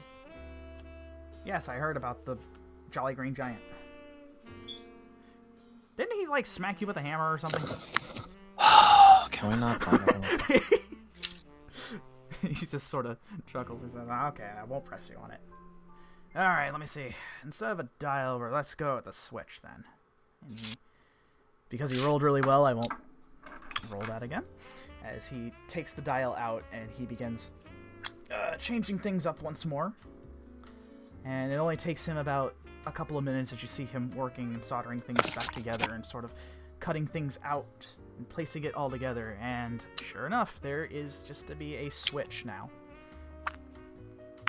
on the middle of your dagger now. Actually, not the middle, more like the nearby the middle. It's almost like a slight trigger next to the handle. Cool. And he says, "Alright, so what you want to do, you're going to pull the trigger almost like a gun, except it'll change the element to a randomized type." I actually had to, like, set it up like Simon Says. Cool. I know, right?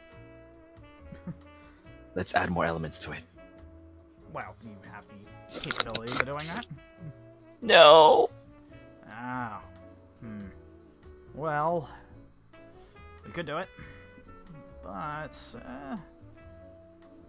we're gonna need to get some more materials for that, and I'm not sure if I have the time for that right now. Today's just a bit of a slow day. I have to get some things ready for those new recruits anyway, so... I'll tell you what. Yeah. Sarah said did say something about recruits. Oh, the dragon lady? Yeah. She brought them back here, apparently. Alright, you know what? I'll tell you what. You come back on a time that's not busy, and I'll see if I can help you make some more of that. Sound good? Yeah. Perfect. Or I can just get the materials myself. Well, first I gotta take a look to see what will work with this. I gotta see if we're in need for mechanical parts or magical parts. I don't know yet. There's a bunch of different ways we can go about it. So, for now, see if that works. Enjoy it. Don't cut yourself on that. And, Easier said than done. And I open my coat. I do plenty of that. Not the emo kind, but you know. Good lord, son. Don't you think that's a little overkill?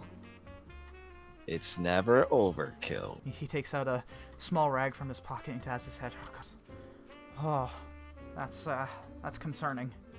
I don't know what the big man upstairs was thinking, but, well, you guys have done well enough, it seems. You've actually done, you know, the impossible, supposedly. But don't let it go to your head either, by the way. I guess. I mean, it's not like I care. No, that's what they I all mean, say. it's nice, but too much attention is kind of annoying. See, I can agree with that. See, I just want to work on my things and not be bothered. Yes! Right? And just on the other end, you just hear Maya, "I think I'm stuck again." And he sighs and says, "Well, you enjoy that. I'm going to go help out Miss Prodigy over here, and we'll go from there, alright?" Alright, thanks, Gramps. I'm not that old. Oh, I can't tell. You're so small. I'm like a healthy 80, alright? Healthy 80. I just give a Now get up on out of here, and you got better times than to mess with an artificer. Agreed. Alright, so now you have a dagger that has the ability to change from fire to ice. Now, here's how I'm thinking this is going to work, by the way. When you pull out the dagger and you want to add either fire or cold damage, which is going to be an extra d4, by the way, you're going to roll a d6. Okay. And so this is how it works. So from 1 to 3 will be fire, and 4 to 6 will be ice. Okay. So make sure you write that down and get it on notes somewhere, and that's how that's going to work. All right. So, did you just seriously add a gamble system to your own daggers? Yes. Fuck yeah, that's what I wanted. That's what he wanted. Well, next time you're gonna add a roulette table. Don't give him Hell ideas. yeah. He's got Hell so many yeah. ideas already. I got a D12. I'll put it to use. Oh lord. Okay. So, if there's nothing else you'd want to do, Alexander, we'll go move on to, what was it? Alexandria. Unless there's anything else you'd like to do. Oh fuck! I forgot the boba. In true in-character fashion. Yeah, I just stopped. Like, oh fuck! I forgot the boba. Shame on you. Just had somebody in chat and they were saying, this looks interesting, Dungeons and Dragons. I think I might get into that. I was like, yeah, man. Yes. Yes, come join Absolutely. us. Where's my boba fish? Oh my god. Mind the graffiti. I have a feeling that Alexandria is just probably gonna beat Alexander with some newspaper. I'm just screaming out, "Where's my boba, bitch?" Wow, as if I'm some kind of dog. Ha ha ha. Exactly. Only on one I'm night. literally waiting year. inside my room, just. Where's my boba?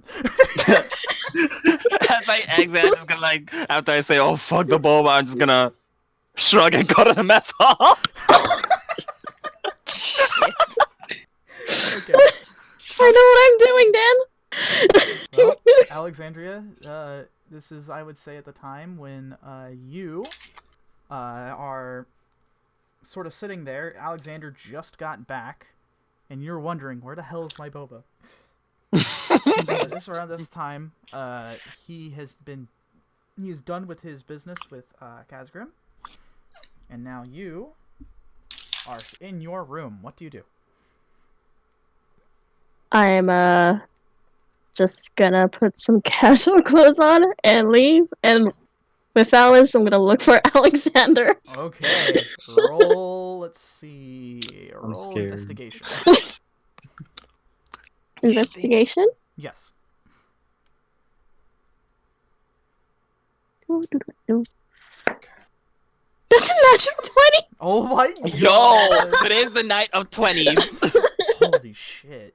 Unnatural and natural. Fuck me, okay. Now we can only get these darn actual games. Yeah, I know, right? I know, right? Side stories versus the actual thing. I'm like, Anyways, yeah, you're kind of looking around as you leave the barracks and head downstairs, and then you realize, oh shit, he probably forgot, that bastard, and you go down to the mess hall, as you have a feeling that that's probably where he is at now. And you head down there, and sure enough, you see the only other pink-haired person in the entire room. God damn it! Why can't people be like anime characters and have other characters with pink hair? Why did we choose pink hair again? Not in my universe. Sorry, everyone has blue hair. Pink is so 1910s. I'd like to ask if is there anyone else inside the mess hall other than Alexander? Just a few others. You see a few humans, some tieflings. It's varied, but not a whole lot of people here. Just kind of everyone's sort of pretty quiet to themselves. But you still kind of got like sort of the same hustling and bustling.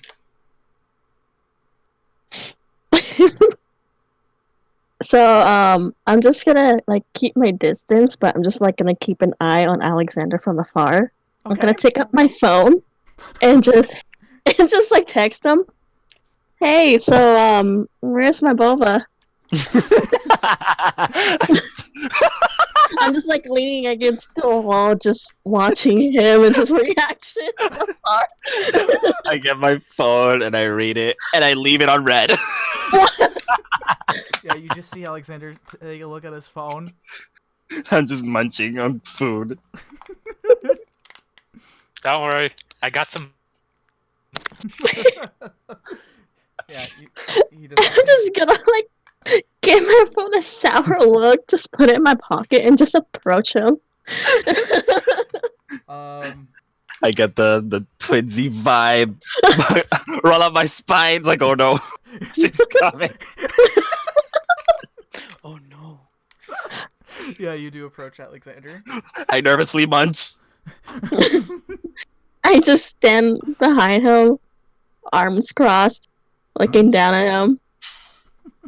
Hey! A cold shiver goes up my spine. Uh-oh. Hi. Hey, sit with me. Mm. And I'm just giving this, like, deadly smile. Uh-oh. Knowing, like, oh, you had fucked up today. Run, bitch, run! Mhm. What's up? Where's my boba? I just grin like.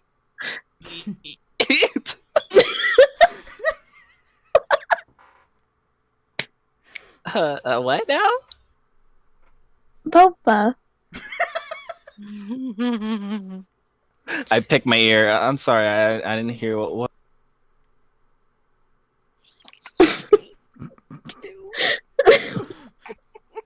I'm just gonna, like,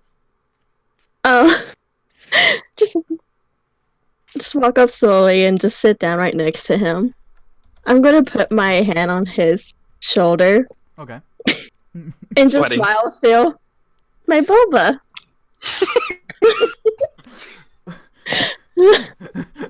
If you had danger sense right now, Alexander, it would be going off.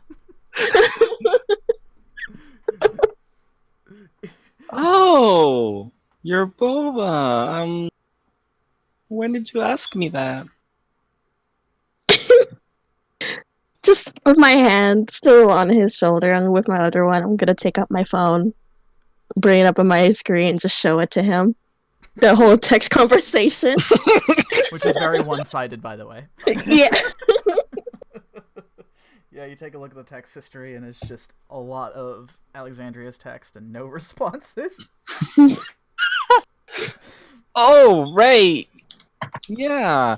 See, about that, I had to go do some business out, and I was very distracted at the moment, and I say as I take out one leg from around the table, like, and I was distracted, so I forgot, and I try to dash out. Before he dashes out, I'm gonna cast inflict wounds on him. Oh my god. Oh, shit. Okay. Nope, you goofed. Yeah, roll. What's inflict wounds? That's a attack roll, right? Yeah. Okay. Roll to hit. I can feel the love over here. You're lucky. I got 9. Yeah, you try to well, you describe how that looks, but it whiffs. So I took that. I took 9. No, I rolled it. I rolled 9. So Yeah, she whiffs. you just Oh. You might be squishy, but I don't think a 9's gonna hit you. I'll say I feel it a little. Yeah. And I just stop. I was like, I sit back down.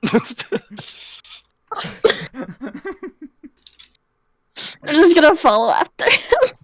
Well, he then sits back down. So he... Yeah, I sit back down. Oh, okay.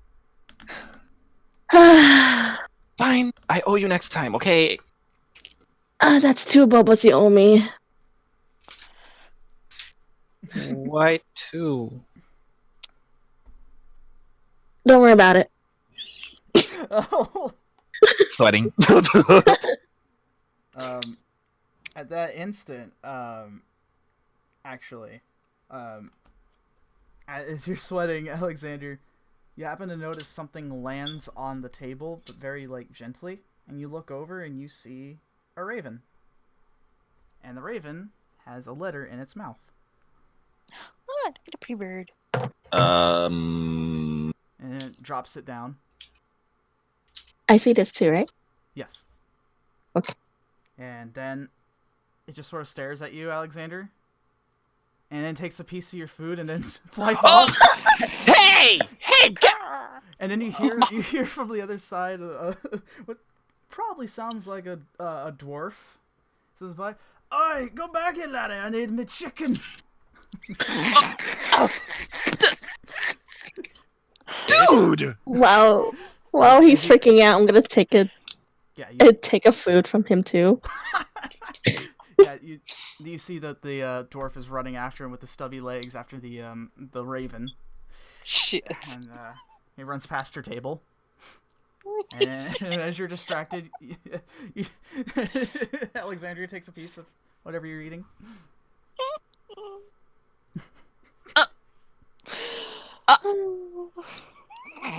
I just give him an innocent look while eating.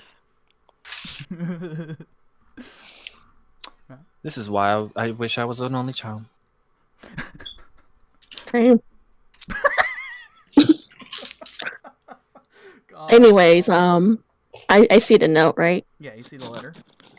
I just nonchalantly just point at it. Mm-hmm. What's that? I don't know. I don't know no bird that steals food from me. Oh, pick it up and give it to me. Let me look at it. No, you pick it up. I'm busy eating and crying over my lost food. You're closer. Alexander, yeah. I slided to her. I pick it up. Okay. You pick As up that speaks Wait, the what's that? language. What's that? Mhm. What was that, Lemon? I'm sorry, I didn't catch that. It looks like Alexander is very well versed in the language of beer. Damn. Alright, so, Alexandria, you take a look at this letter. It seems to be an envelope. On closer inspection, made out of parchment. And, in fact, there seems to be a wax seal on it. With a raven head. What? I'm gonna look at the, look for anything else on it other than the seal. Is there anything else or just that? Just that. It's the only thing giving you any sort of semblance of a signifier about who or what this may be from.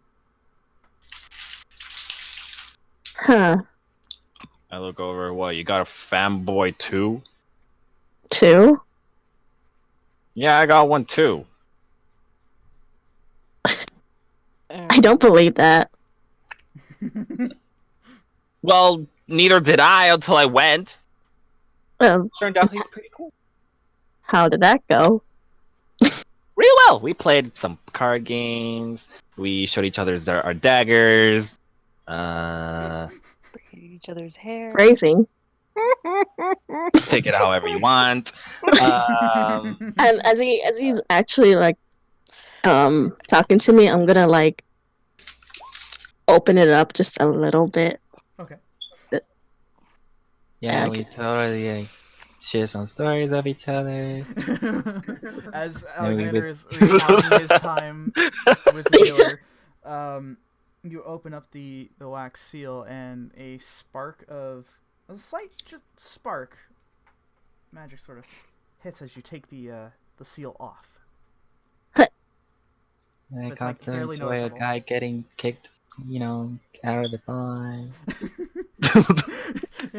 Yeah, so what do you do, Alexandria?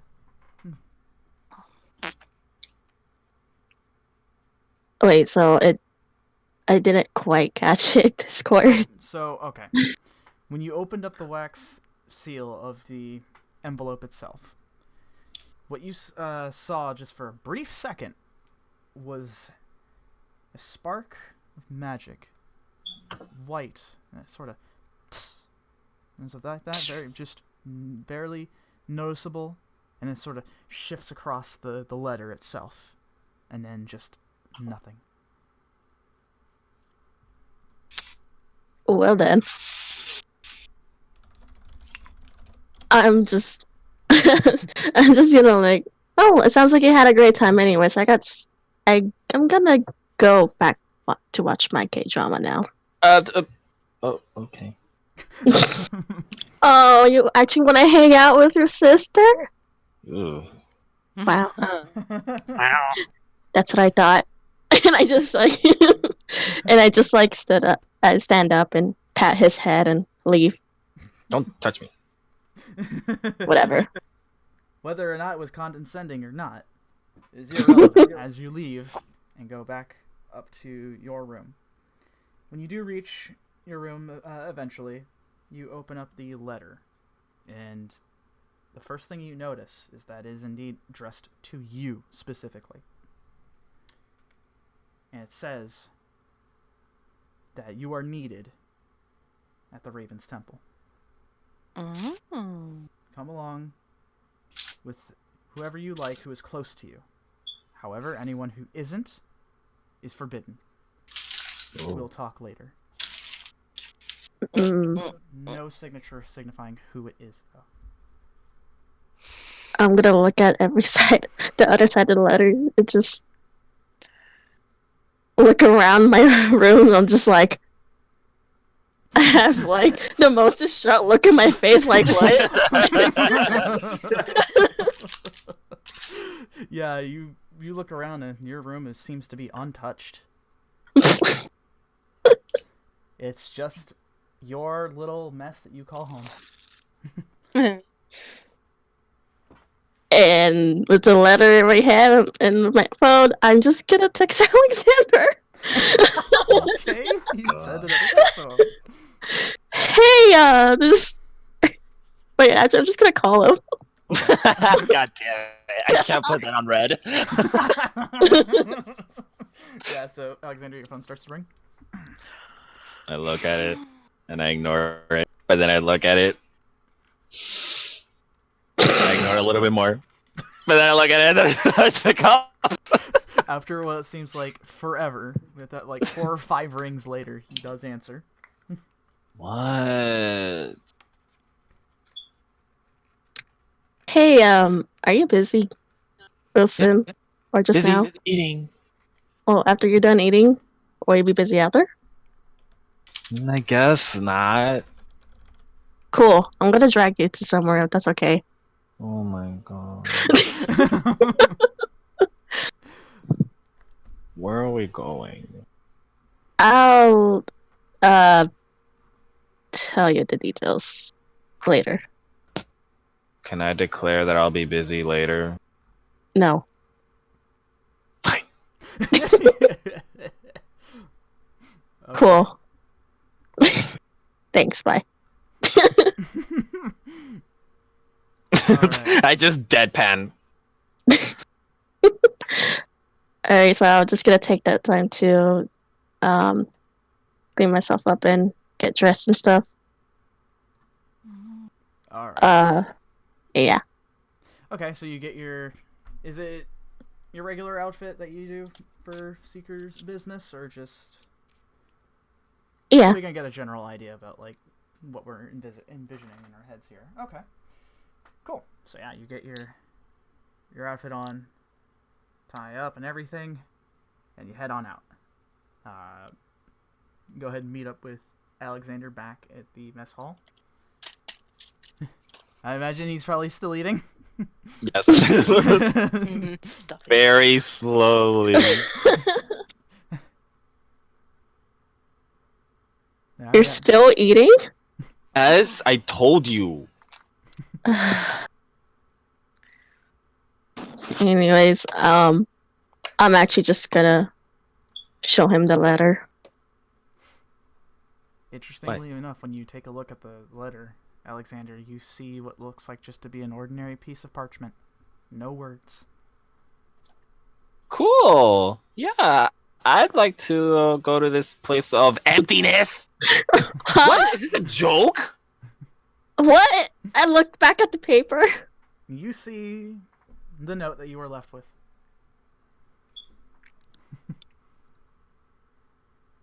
Kind of witchcraft. I glare like impatiently. I'm gonna just head out then. Forget everything. Have fun.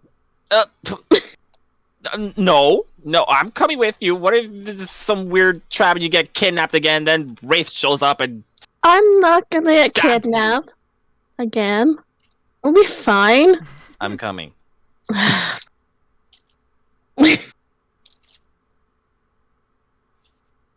Okay. Mm. So, the note mentioned a Temple of the Raven. Now, real quick, roll me a history check. Ba-da-ba-ba-da.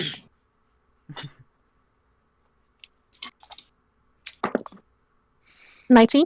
Ooh, wow, high rolls today. Perfect. I was expecting a 20. I was like, oh my god. Yeah, kind of same. Okay, so, Alexandria, you begin to ponder about where this could be.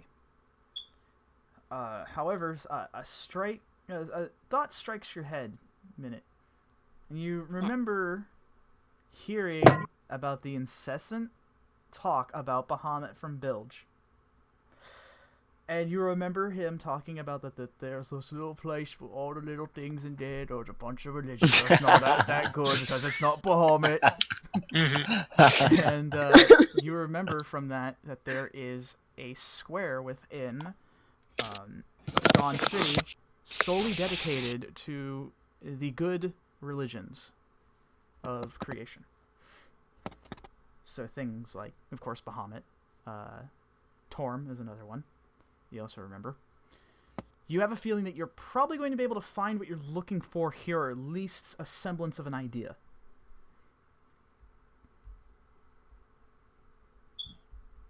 Alright. As you try to I'm ponder just- where you're going to go, but yes. I'm just gonna, like, search around for this temple while very skeptical of what the heck is going on. Okay. Very good. Alexander, you're being a part of this, aren't you? Sure, as I pick my nose. Okay, okay, so Alexandria, you lead your brother towards the what's known as the Temple Plaza or Temple Square by some, who you immediately see it's a statue of a dragon in one part, and you immediately think, yep, that is the Temple of Bahamut right there. And you have a good feeling that maybe Bilge or Morris is probably in there, but you probably are just gonna not go there. As you begin looking around, and you see a bunch of the other temples as well too. You even see one for Lathander, about the guy that you once worked with earlier to retrieve Thomas's sword once again. However, you don't really see anything that might look like what you're looking for. However, I want both of you guys to roll me a perception check.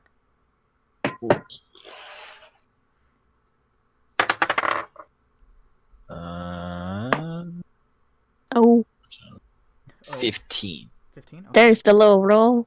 Oh 11. my god. Ooh, okay, well, that's not too bad. I'll give it to you. I'll give it to you both.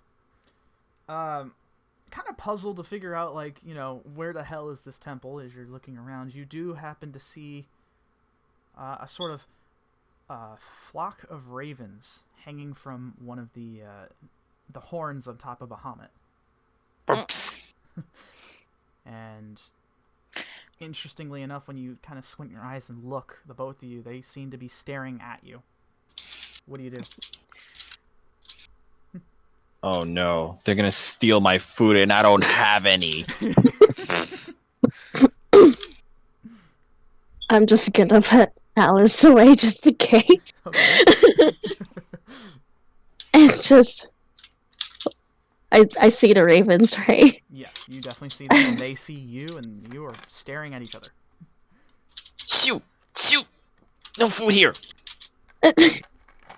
They do not seem bothered by you shooing them.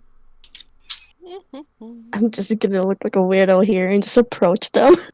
Okay, yeah, you kind of walk up to the front doors of the Bahamut Temple, and the ravens start to flutter off to somewhere over towards the right. You keep your eyes on them. What would you like to do?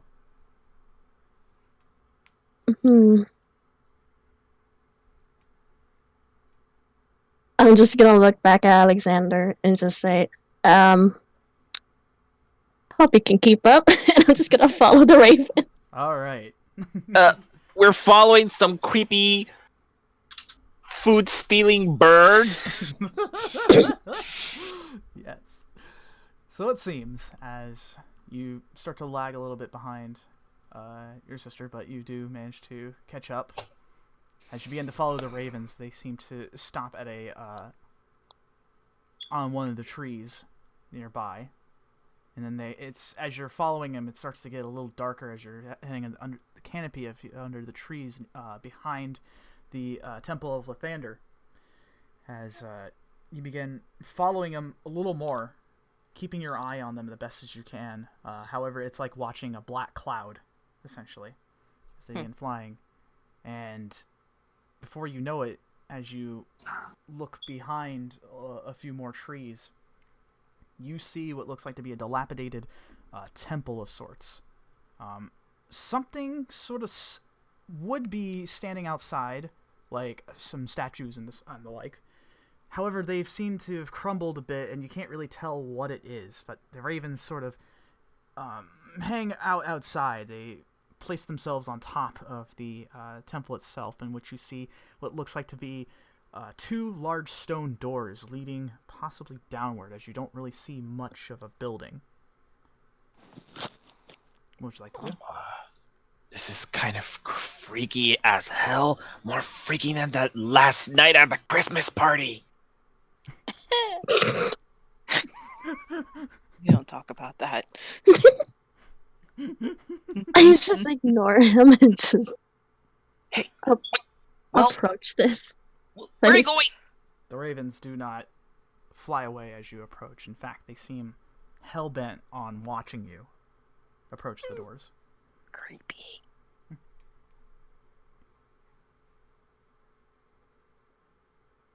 Is there anyone else around except us and the creepy food-eating birds? You can roll perception to see if there is. Okay. That is a 17. Perfect. That's really good. As you're kind of watching over your sister, just kind of ignoring you and just walking towards the what almost looks like a crypt as you're getting closer, you happen to feel like it's not just the bird staring at you. There's something or someone else watching. I feel like we're being watched. And not just the birds.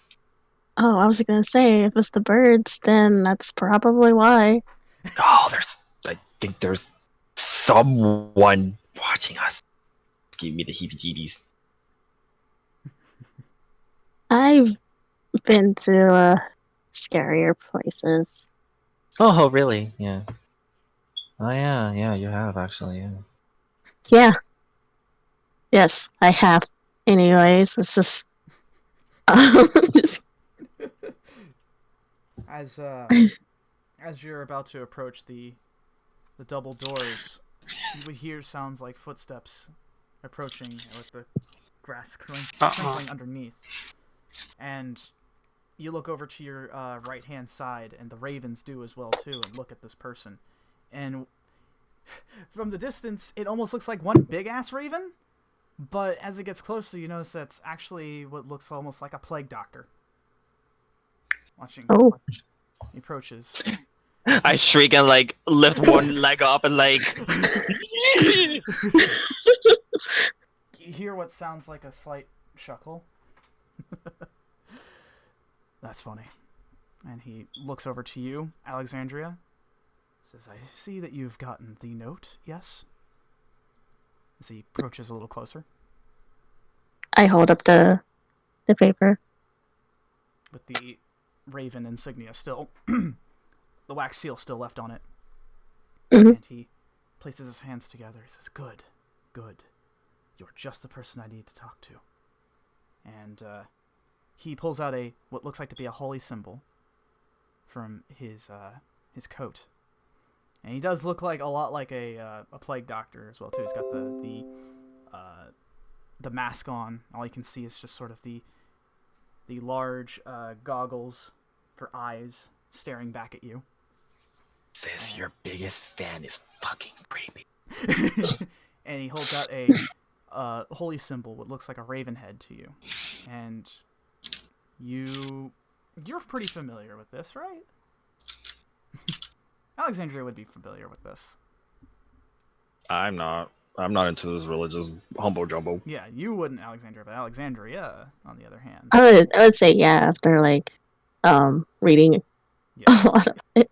The first thing that comes to your mind when he produces this symbol, where you assume to be a he, is the Raven Queen. And he looks over and he says, "I hope I have the right person." Yes? Tweet, tweet. I'm sorry. I mean, I don't know. Are you looking for someone named Alexandria Stratos? Preferably, And yes. not Alexander Stratos. And the dumber twin, Alexander Stratos? Well, Well, I mean, I just dragged him along, but and I hope that's okay. That's perfectly fine, just as long as he, minds himself. The birds are always watching. He looks over to you, Alexander. Sweats. You can hear a chuckle again. And I look around and see the birds. Yeah, they're looking at you, and he chuckles. I just like to watch him squirm around a bit. And he places the holy symbol back, and he approaches closer. You can tell that he's very, despite his appearance, is very non-threatening. And he looks over to you, Alexandria, and he says, "Allow me to introduce myself. I am Roland Nightsinger. I am part of the Order of the Raven, the new order, essentially." I raised my brow at that. New? Yes. As you are probably very well aware, some religions change and other interpretations of such go along as the times move forward. Oh. In fact, you can always call me, what do they call those? Grave clerics? He looks over to you, kind of expectingly.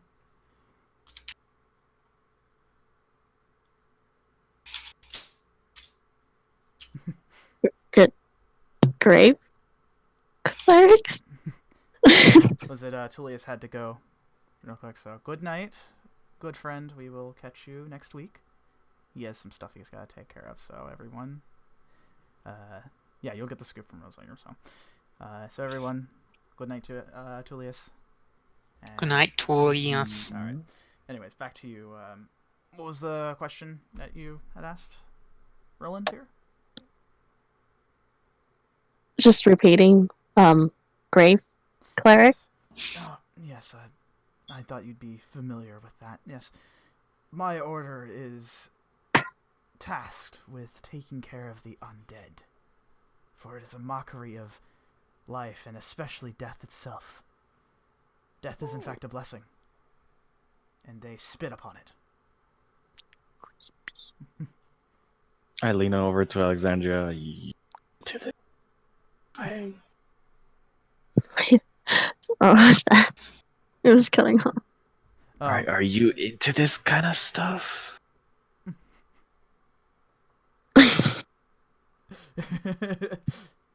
I just look at him and just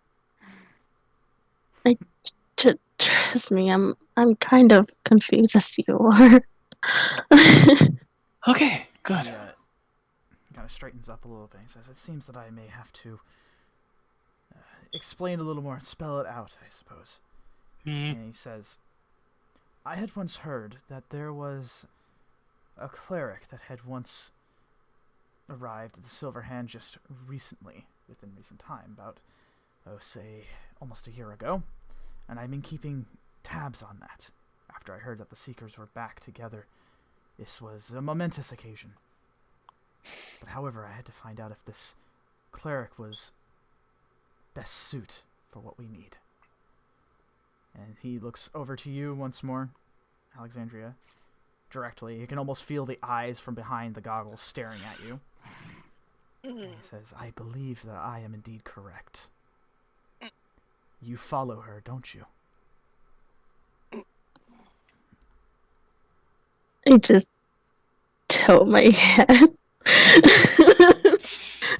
And then he, seems a bit confused and says, do you not have a deity that you ask for blessings for? Especially when going out on dangerous missions of the sort. And I look at her too, side eye, Nani?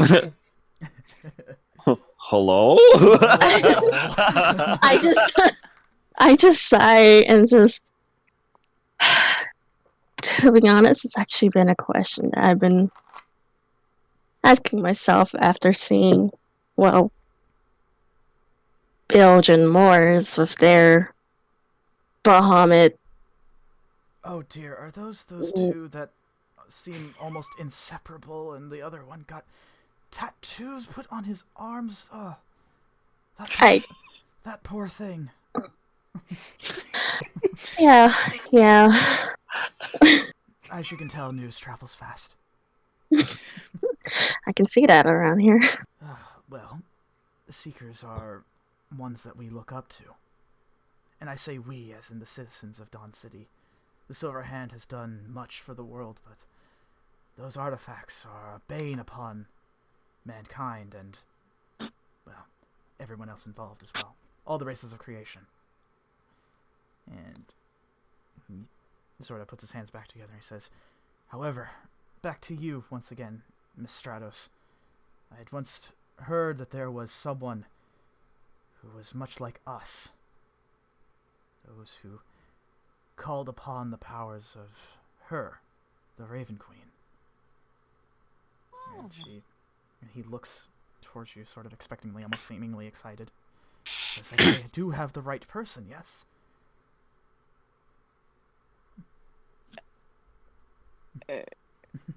I'm just recalling the events, what happened with the battle between us and Alexander. Yeah. Burbs. There was a... Burps. Yeah, you remember part of your spells and that fact that the symbology was in fact ravens. I believe you do have the right person. Excellent. This is perfect. I understand what I'm about to ask you is a lot. However, we need somebody to help lead us, essentially. We are a very small order. However, we had heard news from over on the west coast that dark magic was involved. Things preferably towards the undead side of things.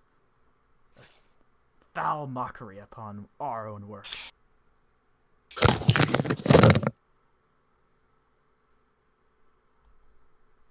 And he looks over to you once again, Alexander. He's like, you remember what I am referring to, yes?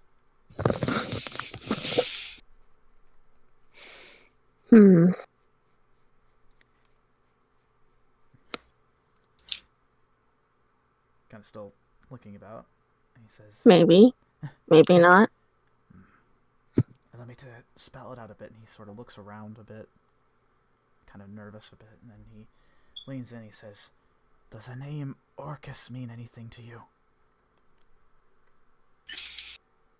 My eyes go wide. He looks and he says, yes, you do know. You do understand. You've seen his terrible power firsthand. Doesn't it just anger you that the sanctity of life and death could be spat upon in such a way.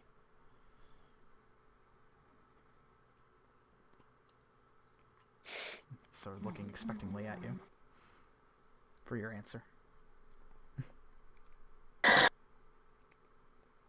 Oh boy. I understand this is a lot to take in. However, I must be the bearer of bad news and put more upon your plate. But there is some good news out of this. As he reaches into his pocket and he holds out a small parchment of paper. He says, I have reason to believe that this tomb here, in which the ravens had so graciously led you to, was a resting place of a powerful weapon. One that we need somebody with the prowess, the vigor, the zealotry that we need in order to stand against the undead. And then he looks from the crypt itself to you. He says, I believe you are that person.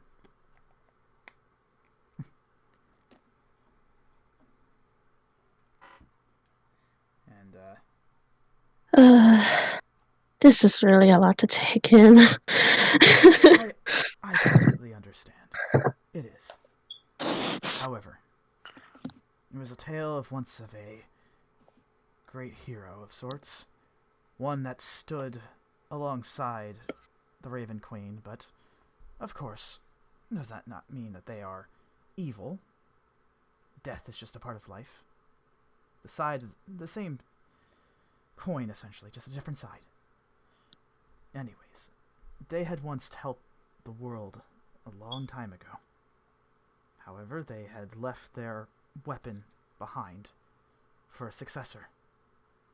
And I assure you, even including myself, the unofficial lead, I suppose, of the Order, none of us are fit to wield that thing, whatever it is exactly. We believe it to be a sword. But you have saved the world several times now. You must be able to wield it. He actually seems a bit more excited. Approaches. And then he looks over to you, Alexander, to see how you're handling all this. Discord. You cut out. How much did it cut out? I may have to exit out and re-enter in real quick. Yeah, because you're like roboting. Wow, Yeah. really? That's weird. Like a little bit. Sorry, that's why it's kind of hard to understand. Okay, hang on. Alright, is that any better? Yes, no, maybe so? Yes. Yes. Alright, fantastic. So, he said, to put it in short, so I don't have to fully repeat it, he said that there was a hero from a long time ago that helped out the world, saying that they weren't necessarily evil because they followed the ways of death. It's just another side of the same coin of life. And saying that none of the people in his order, including himself, are able to wield this weapon, believed to be a sword. But he says he believes you, Alexandria, are that person to do it, because he has heard the news that you and the rest of the Seekers have saved the world several times over. And he's sort of looking at you expectantly and over then to Alexander to see how he's taking this. I'm just like side-eyeing over to Alexandria and then him and then back at her and then him. So it's like, and then the birds. and the birds. They seem nonchalant and just sort of just standing there watching over. No, this is a little out of nowhere. I mean, it's not like she inherited this kind of thing, right? Then I look at Alexandria. I just look Right? at them. Not inherent in the sense like family or the sort, but one can inherit something from another. They don't have to be related. Perhaps this hero left this sword for you. of course, this is with the risk that I am indeed wrong. I could be. But I trust in my faith.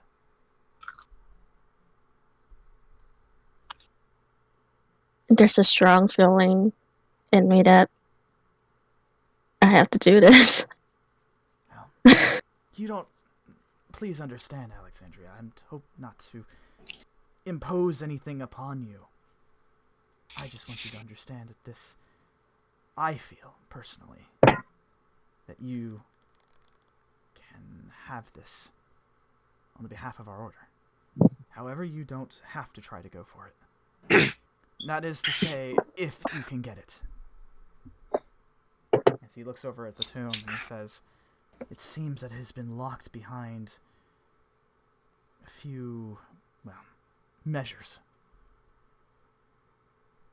And, of course, we cannot get behind it, and even if we were able to, I doubt that the sword would react to us, if that is indeed what's waiting for us. He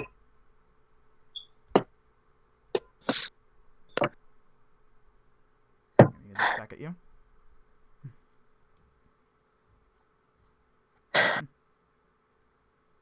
He handed me the tome, right? Or the tome. Oh, sorry. Handed you the what? It's a tome, right? No. No, he didn't hand you anything. Just the only thing you had gotten from were the letter. He's looking at the tomb itself. Okay. And then he looks back at you. And he says, do you think this is something you can do? I mean, I have full confidence you can, but... There's only one way to find out, right? And you can almost feel this sort of beaming excitement, this contained excitement behind the mask. And he says, well, yes, of course. There's only one way to find out. And he says, fear not about what lies underneath, nothing dangerous. Just a few locks that whoever set this up set down. The true test is not the locks themselves, but the sword adapting to you. Again, if that is what it is. And so he looks at you and says, so, do you accept this?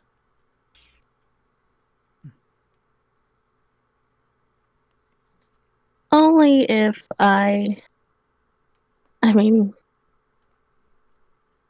only if I get information about this Raven Queen.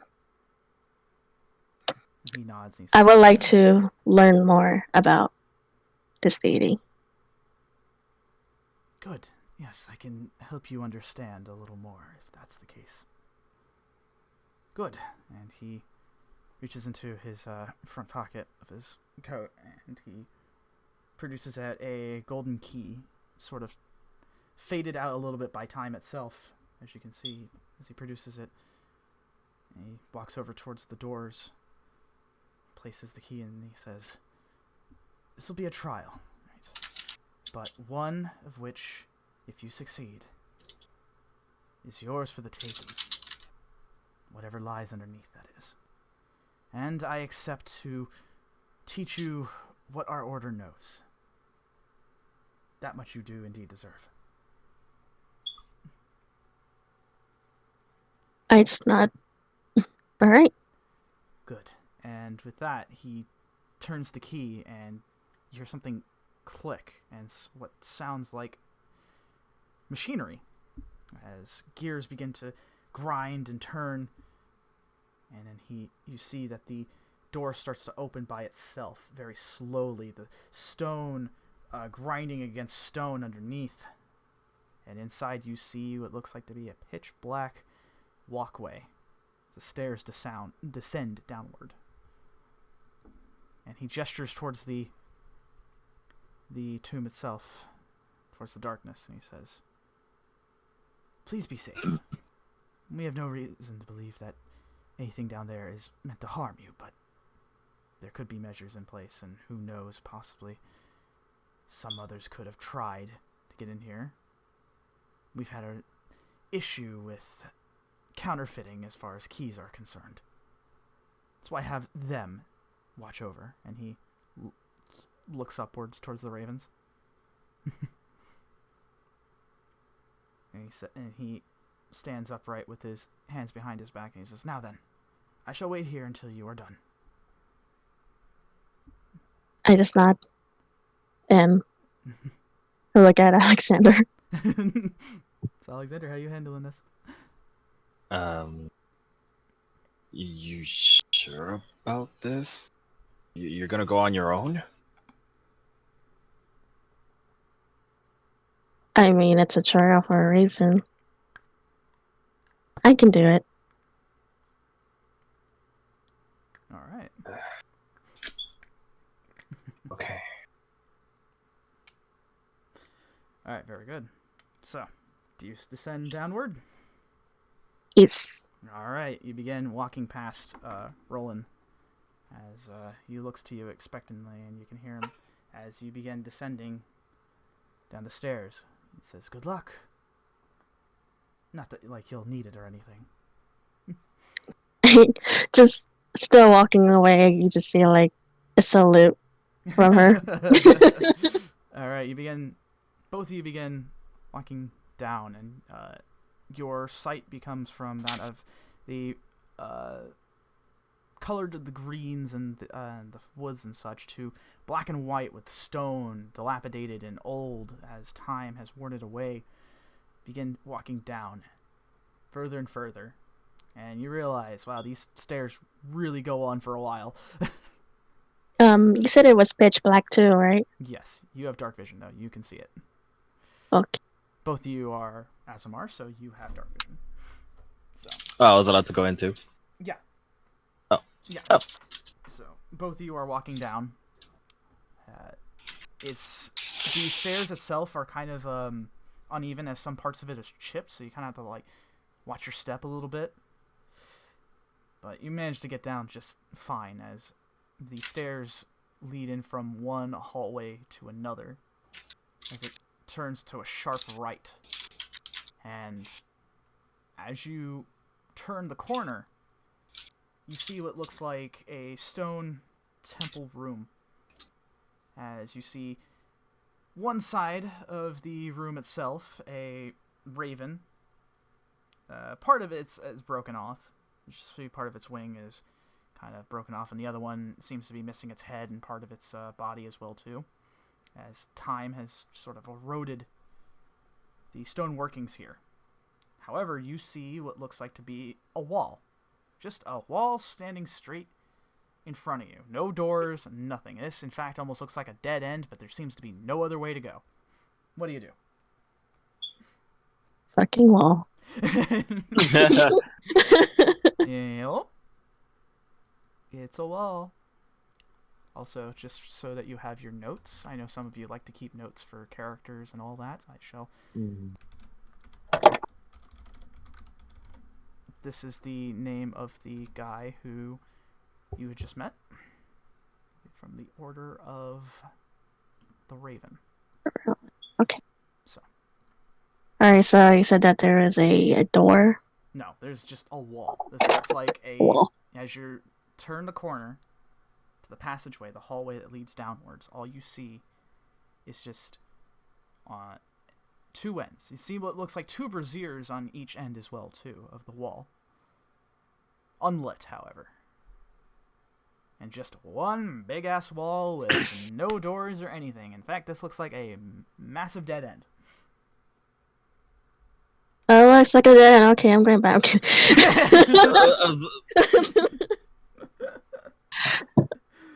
What would you like to do?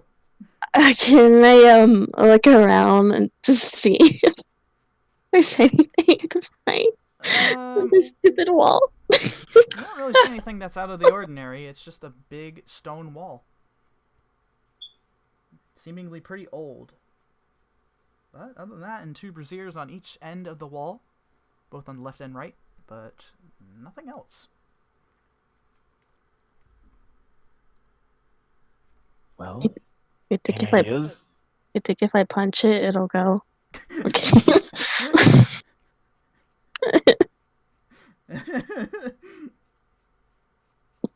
Maybe. Huh. Oh. Can I check the receipts for anything? There's like Okay. anything on it? Yeah. So you move over to one of them, either left or right. You take your pick. They seem pretty rusted, but still sturdy as you place your hand on it. It's a little rusted, but despite the fact that it seems incredibly old for one, the other thing is that it's still very well made. And then when you think you're done looking it over, blue flame erupts from it. Huh. And then on the other side as well, too. Sort of giving a little bit of a blue hue of light.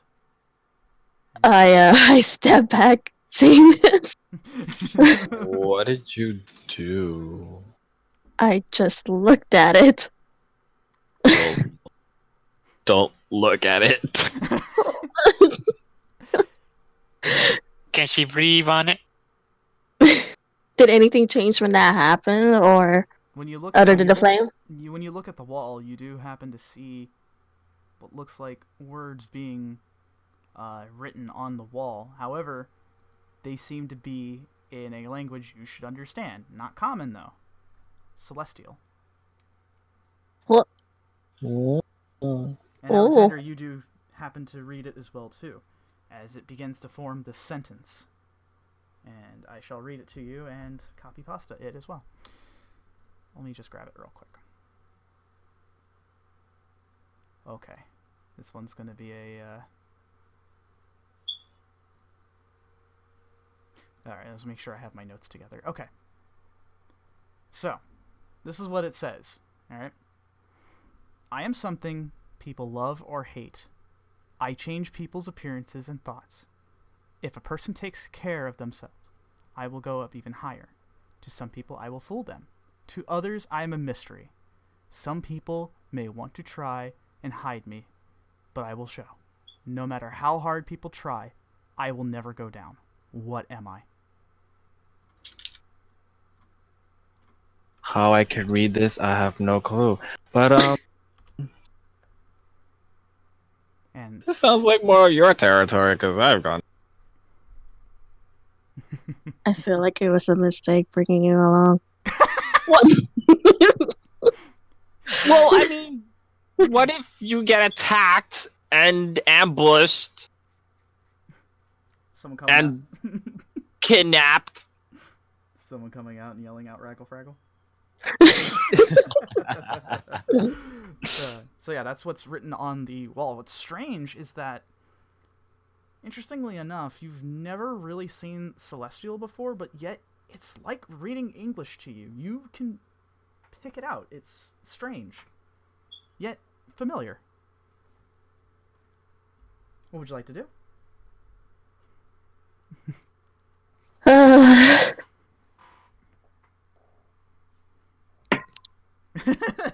Will my researcher feat somehow help with this? Tell me, what does it do exactly? Attempting to recall a lore or learn, but don't know the info. Don't know where to obtain out. That was like dirty version of it. Hold on. Okay.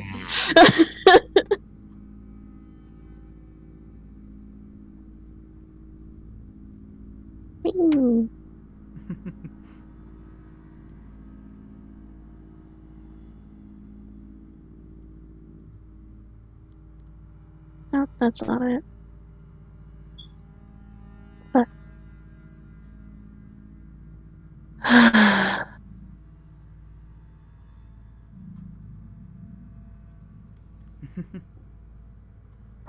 Let me see if I can find it. I was approach the thing and just Mm-hmm. I don't know what this riddle crap means, but maybe health? Is that a thing? interestingly enough, when you say that, you see in Celestial it being written as health. A moment passes by, and then, just as it was being written, the words become scrubbed off of blue fire, and nothing happens. So let's see. When you attempt to learn or recall a piece of lore, if you do not know the information, you often know where or whom you can attain it. Usually this information comes from the library, scriptorium, university, or a sage. Learn an accessible place. I'll tell you this much. Alexandria, you definitely pieced together the information that this is indeed a riddle. However, to get the answer, you're not entirely certain where to get it. Besides, survey says no. Besides the only thing being from the person who made this place themselves. Like,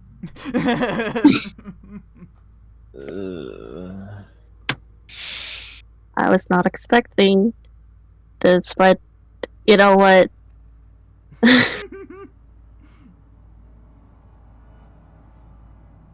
Indeed. Time to yell out random words. I mean, And he said he wanted you to leave. Listen, this is the first time I heard anything about Raven Queen.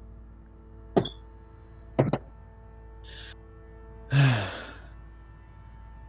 it was just like, hey, Bilg has a deity and they're clerics and I'm a cleric, so what's mine?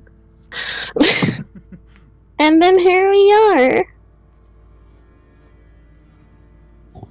The only thing that's just, tipping out that it has to be this is because when I was fighting you, I just kind of remember that there was a whole bunch of ravens around me, and then, yeah.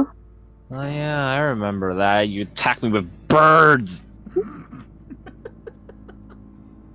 I just find it strange that happened, and then I've just been wondering about it, and then that's why I decided to accept this. Oh, well. Also, yeah. Well, I'm just no gonna turning back now. I'm just gonna look at the wall, and I'm just gonna yell out, alright, hopefully this will work. Heart? wait, what was were you yelling out? Heart? You see fire sort of scratch against the wall, just like as when Alexander yelled out his answer. In Celestial, it was written as heart, and then fire erupts from it and fades away. Nothing happens.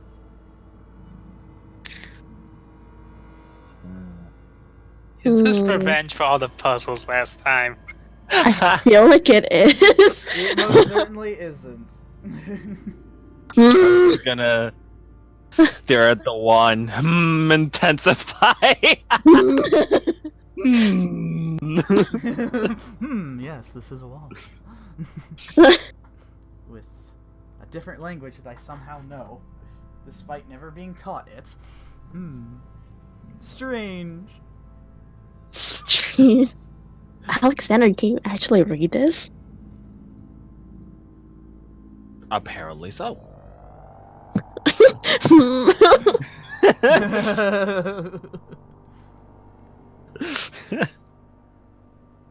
Yeah, first and secure itself.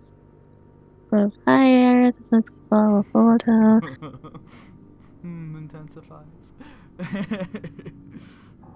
Shall never go down. M-I-O.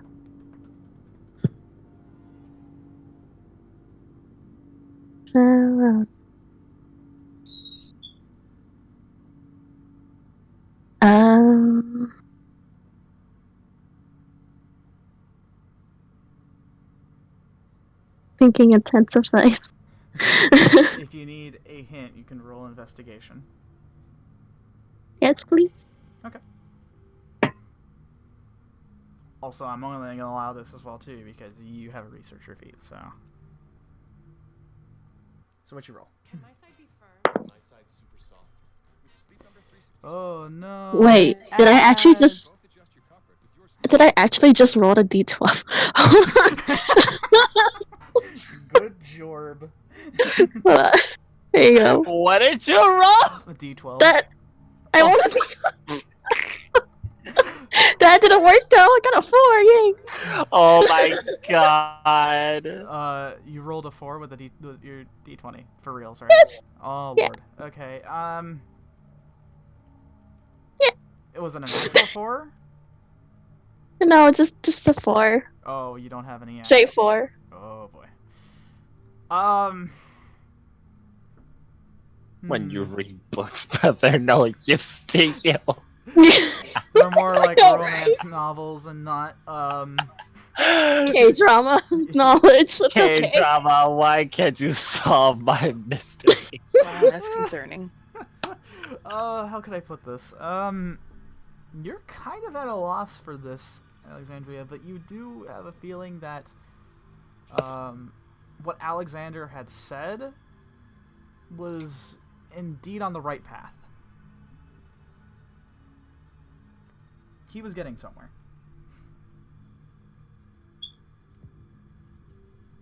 I don't even remember what I said. Oh my god. Oh lord. You said health. Alright. So out of that, yes, you do realize that he is onto something. It was not the right answer, but you're getting there.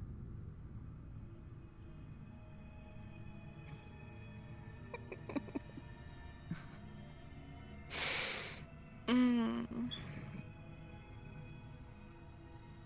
the blue fire just sort of dances around, kind of almost seemingly eagerly awaiting your next answer. I'm just pacing around while just thinking.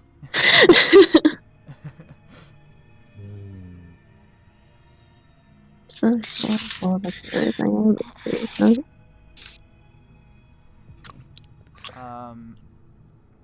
Alexander, why don't you, if you want to try to get a hint yourself, why don't you roll investigation? Sure, because my head hurts. Just thinking about puzzles. But before I roll, I'll just blurt out, maybe age? When you say that, the fire sort of traces around and creates the word age in Celestial. And then after that, the letters, all of them written across the wall with fire, just sort of dissipate and just fizzles out. And you hear what sounds like gears turning and moving. And you see a panel in the wall itself lift upward to reveal a secret entrance. Well done. Hey, the blue fire I from the- did it, and I did not just guess. That was intellectual thinking of I-200. Yeah, the This is Braziers why I'm top of the class. Next wall is a harder puzzle. Oh, I'll tell you what. You don't have to bite me, Boba. Hey. Wow, Thank you. solved the puzzle and got out of the doghouse, Alexander. This is your I got a episode. new friend. I don't know how to owe anything. Yeah, so the braziers are still lit, however, but the passage is now open to you. Alright, let's get going. I start marching forward with confidence. Okay. I just pat his arm like, okay, you can stop now. Okay. So, when you move into the next room, this one almost seems like a forest inside a small room. The room that you're, the same size room you're in. You still see more statues of ravens nearby. Many smaller ones sort of lining the walls, but you see trees still somehow surviving in here, giving off a slight fluorescent color from the leaves. It doesn't look like any trees you've ever seen in your entire life, but this is utterly fascinating, as more raven statues sort of adorn the room itself, 3 on each side, and another wall awaits you. Uh-oh. Surprise! It's another one! I do jazz hands. Oh my god. Surprise, another puzzle. It's okay. My IQ of 200 will carry us through this. Not 200. I'm a genius. I just cross my arms and just like, all right, then go ahead, you do this one. I got this. And I approach. Okay, when you do, same as before, blue fire erupts from each side of the wall, from the braziers, from actually sort of hiding behind the trees. They do light up the room, and interestingly enough, it's still able to give some light in this room. So now you have like a mixture between your dark vision, which is in grays and such, and a little bit of blue. And you see, once again, written in Celestial on the wall as the fire traces around in this language you somehow know. And when it stops, you see 2 sentences. And it says, "The more you take, the more you leave behind." Cookies. I stare at it with like a confident pose, with like my hands on my hips, Yeah. like some superhero. And I turn back like, I got nothing. I face palm. Where's your 200 IQ now? I just grin like. As you can see, his Asimar's eyes light behind his glasses with a stupid grin on his face. We're special twins. This is real special hours today.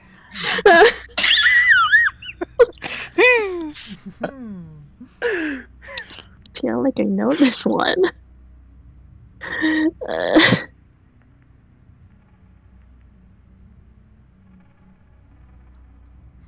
I wonder what it could be. Heck, I don't even know this one. The more you take, the more you leave behind.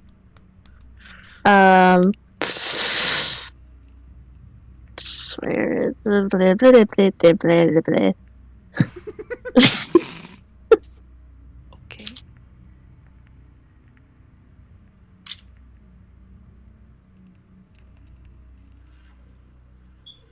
Hmm.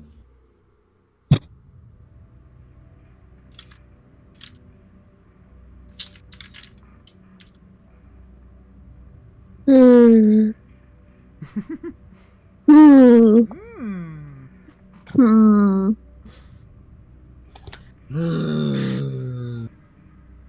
The fire dances around a little more, eagerly awaiting your answer.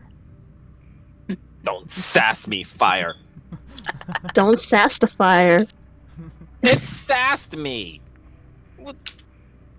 How does that work? I mean, if the fire could like produce like a hand and do like the Z snap thing, it would. Doing that, you just can't see it. I'm just gonna approach the wall and just Okay. footstep. Wow, that was actually really awesome because that echoed. That was fucking cool. All right. Yeah, your voice echoes across the Good idea. and the fire begins to trace along the wall once again, writing in Celestial your answer. Footsteps. And the fire dissipates from the wall, and you can hear the same turning of gears as the wall lifts upwards. As it seems to be the correct answer. But interestingly enough, when you do answer, the room seems a little brighter than before, and you look behind, and every single one of the raven statues has their eyes glowing with blue fire. Oh. You are now We're geniuses! you are now able to proceed. Oh, thank memory served me right. Just continue forward. All right. When you walk forward past the doorway where the wall lifted upwards, inside this room, more of the same. However, something even with your eyes being able to see through darkness itself, you look upwards and it looks like there's no ceiling. It's just dark. Really, really dark in here. Run! And it feels slightly uncomfortable. However, the only thing you're able to see are the same walls on each end, 3 ravens, just from one side to the other, left to right, 3 of them. And of course, the ravens adorning the walls themselves, the tiny ones. And up ahead, guess what? Another wall! Jazz Yeah. hands. What's the walls? You got a sledgehammer? This is your chance to scream. I'm gonna take this chance to admire the statues. Yeah, you actually take a look at the statues, and they're very well made.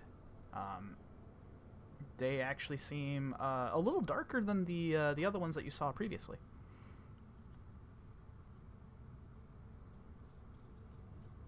Indeed. And then I just look at the wall. Yep. You take a look at the wall. Hello, wall. 2 braziers on each side once more, just like the other 2. Fucking wall. Wow. Yeah, right, in Celestial. Wow. No, it stands before you. Darkness taking over the entire room, besides where you're standing. What do you do?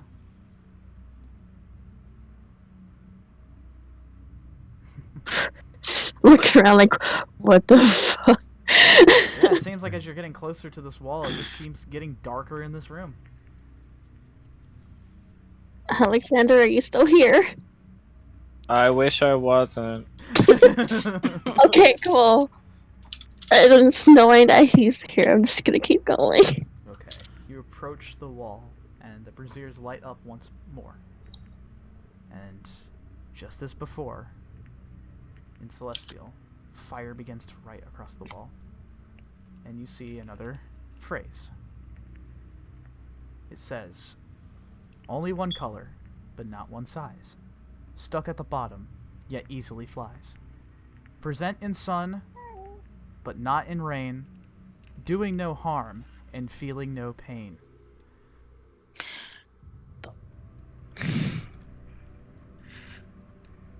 And after it's done writing,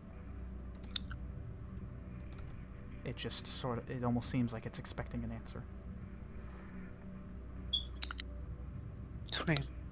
Ooh. The answer better not be pink, that's for sure. Pink. I'm so mad. That'd be funny. Why don't you try it? I don't want to.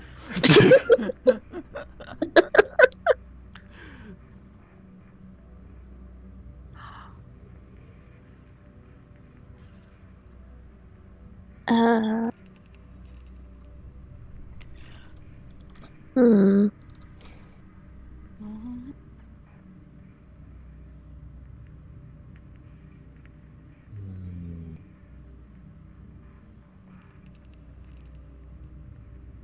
I wonder. As I'm sitting here with a big ass grin on my face. Good lord. Hee-hee. Rar. Whoa. Rar.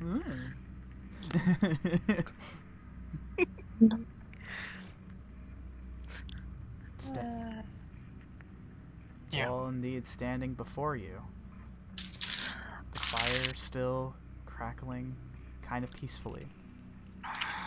In fact, one thing that you do notice about the fire itself is that it's illuminating the wall, but not much else. In fact, when you kind of see if it's lighting up the ceiling, you just see it looks like it goes on forever. Into the infinite void of black and dark. Wow.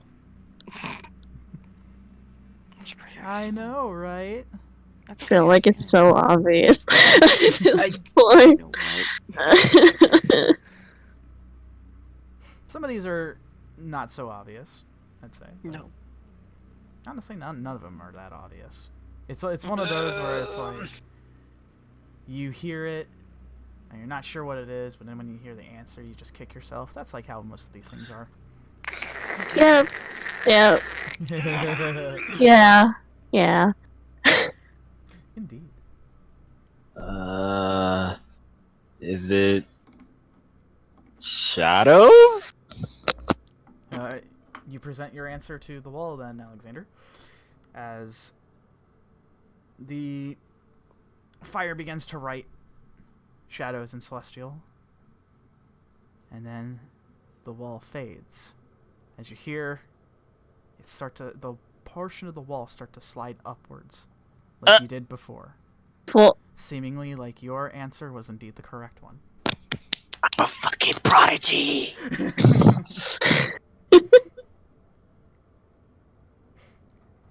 okay, you Yep. don't owe me 2 bulbas now. You owe me none. Hey. Got himself out of the doghouse, into the doghouse, and out of it in one episode. That is impressive. See, this is why guessing in exams always works out for me. That's And how I then- graduated. But your GED?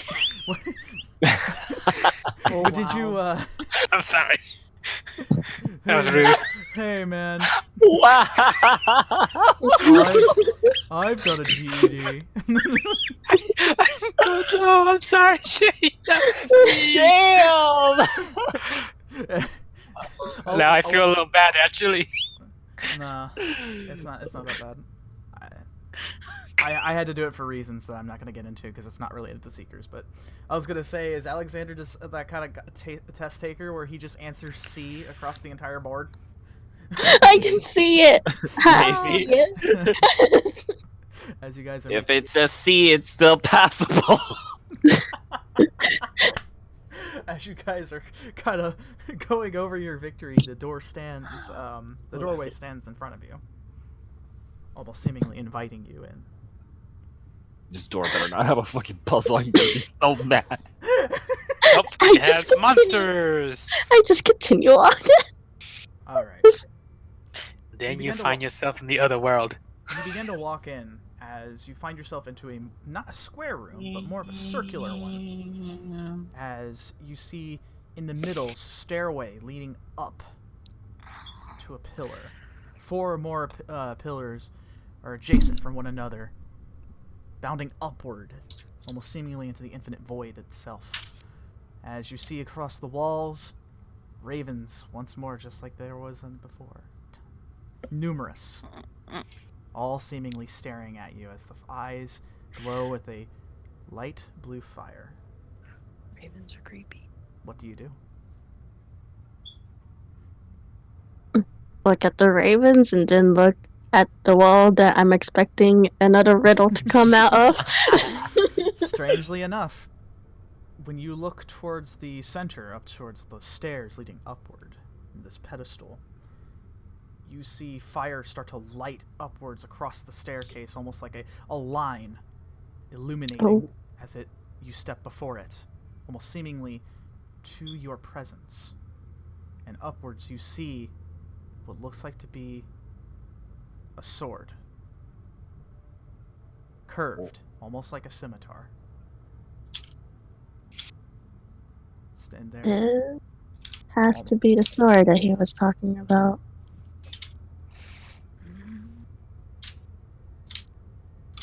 What Well, would you like to do? is this it? Is there no more riddles? Fire? Birds? Is there more riddles? Wow. Just. I'm gonna go approach the sword. Okay, you begin to walk up the staircase.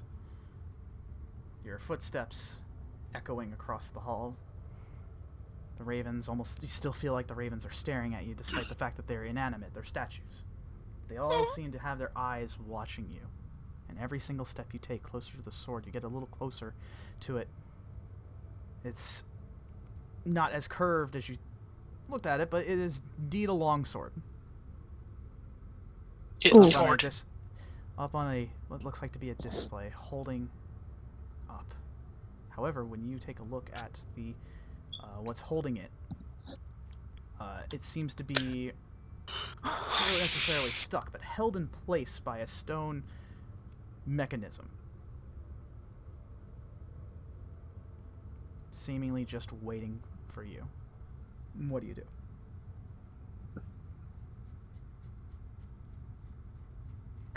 I'm scared.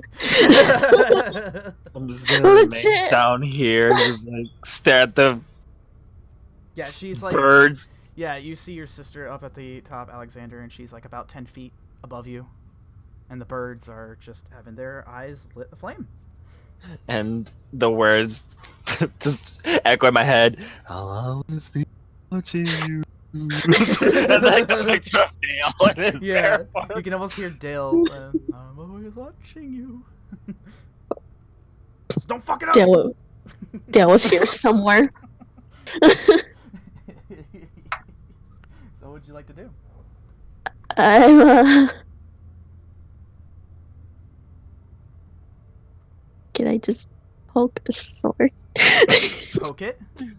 Can I just poke it? Okay. Just cautious poke. You give it a cautious poke, and you poke it, and it almost seemingly reacts to your touch as it seems like this sparkling sort of blue energy sort of ripples across the blade itself. Mhm. It's faint. You almost feel a faint magical presence on it, but it's there. It didn't harm you or anything. It just seemed to react to your touch. Gonna try. Waiting for it. Just take it. And I just flail. I'm just gonna take the sword. Okay, you place Just your hand. cautiously. You hold your hand out and you feel yourself kind of shaking a little bit, but you steel yourself and you just grab it. And the sword seems to react as you hear what sounds like the stone clamps on the sword itself release and descend downward very quickly. Uh-oh. And now you have the sword in your hand. And it's all yours now. Oh, no boulder? Nope. No bullshit. Yeah, I was gonna say. I was expecting a boulder to come down. I'm like clutching into the Not- sword not- and looking around and just. No Katamari, I assure you. As Katamari, Katamari, Katamari.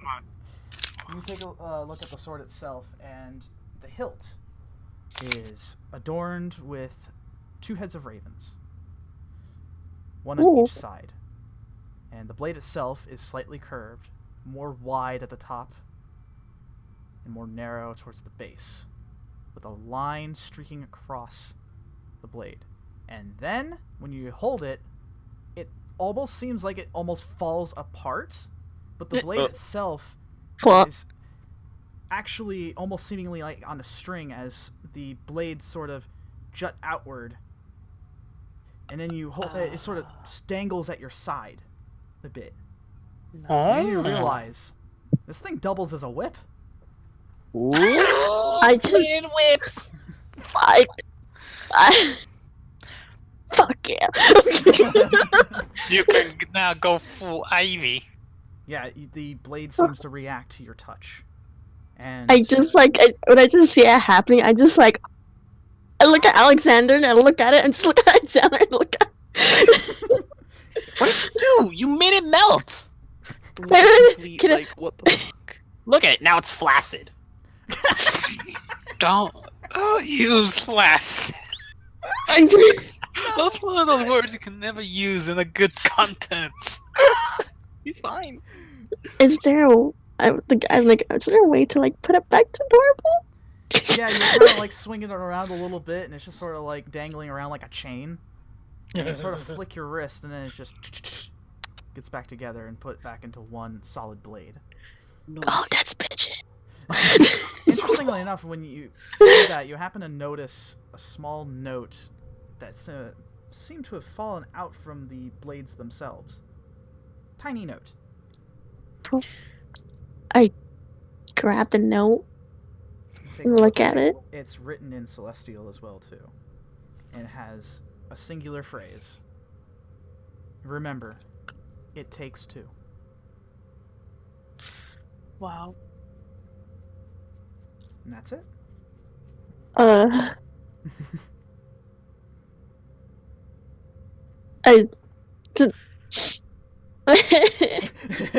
Oh no. I'm just like looking at the note and at the sword and at Alexander and at the sword. What? Nothing.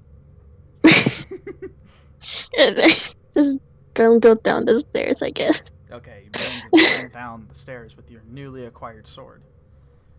And you stand next to Alexander. Alexander, you take a look at it, and yeah, just as before, you see the two heads of the ravens on the hilt of the blade, a line streaking upwards from the base to the tip, a blue line. And you can see a little bit that the blades are actually segmented, in which you can see that it turns into its whip form. Not my kind of glam, but that's pretty cool. Look what it can do, and I just do just fling my sword and just make it Yeah. back to the whip. Yeah, the blades extend outwards about 10 feet in front of you, as the blades sort of jut outwards and separate, all attached by a string. Toy.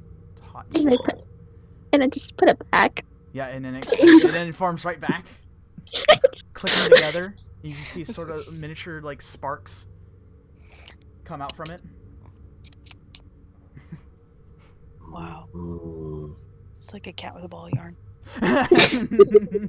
I'm sorry. I'm tiring, but no, well, I mean that's why Alexandria is a cat person. That's right. She doesn't like dogs. Yeah, she doesn't like dogs. Well, does that mean we're done here? Think so. Alright, let's get out of here. I'm tired of these riddles. My head hurts. Okay. All right, you guys begin to leave with newfound knowledge and possessions. The knowledge part, realizing that Alexander has a 200 IQ apparently, and Alexandria with a new sword. As you begin to I'm fucking nervous, Rack. Leave me alone. As you begin ascending the stairs, you see the light from the sun sort of cascading through the trees a bit. As you begin to hum out, and the dusty and musty tomb of the area you once were in is now replaced with fresh air. And Roland stands next to you, eager. He says, "Did you found it, yes?" I just hold up the sword. And Yeah, we found it with my 200 IQ, genius. he seems entirely awestruck, and he does not recognize your genius, Alexander. But he holds his holy symbol, and he almost seems shaken by this. And he said, "I knew it. It is a blessing from her. I absolutely knew it." Oh my. And he looks over to you, Alexandria. He says, You are fit to wield it." And he looks over to you and he puts his hands together once more and he says, "It is all yours now. A gift from her. I'm certain."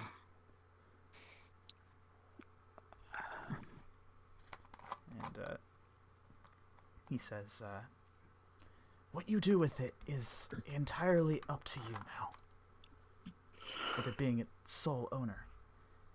And of course, all great weapons have a name. You don't have to come with one now, but Mhm. Certainly something will strike you soon, if it hasn't already. And then he grabs into his pocket, and he has a book. It's not a very large book, but it's a small one. He says, I have many of these back at home as well, too, within our order. You can read over it and learn more about the Raven Queen herself and our order in this. And he hands it to you, graciously. I take the book Good. and just I just noticed the gift that I put in. That's funny. And she says, I think we're back now. Well, nice. Yeah, we're back now. Okay. well. Yeah, we're back now. Okay, real quick before we end the session. So, he looks to you, suspensefully, and says, I hope that you do well with it, and it serves you well during your time out saving the world itself. Her blessings are upon you. And remember, strike with great impunity against those that associate with Orcus and his heretical views. And, of course, if you need any help from us, as he gestures to himself, we are more than willing to assist. He gives a slight bow to you. And says, you only needs to ask. I like him already. I just bow back respectfully and just expect a lot more visits from me here. I think we'll all be very grateful for that. And he goes ahead and turns around and he says, our temple is nearby here in the square. You needn't look too hard for it. I saw you coming in seemingly a little lost. That's why I had them guide you. He begins to walk off. And the ravens then begin to follow him. Oh my. And now Very good you're- burps. Now you're with your brother out in the middle of these woods behind the Temple of Lathander with a new sword. I'm just standing there pouting. Now, I just pat his arm and just say, "Thank you for coming with me." Yeah, I guess it was over.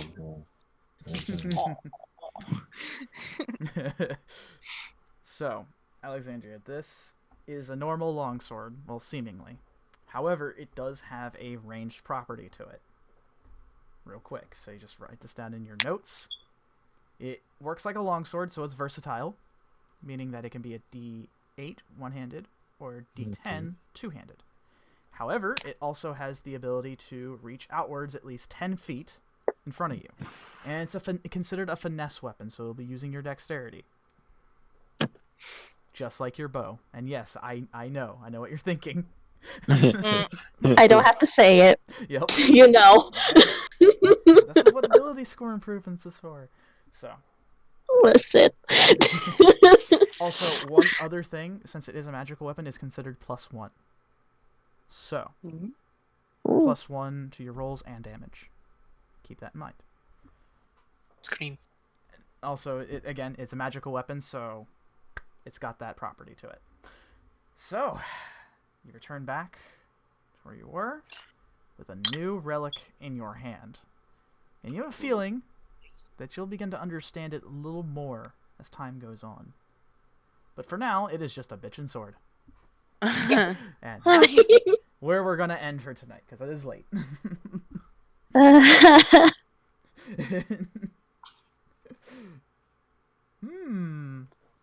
A gift from the gods, it seems. God. I finally learned more.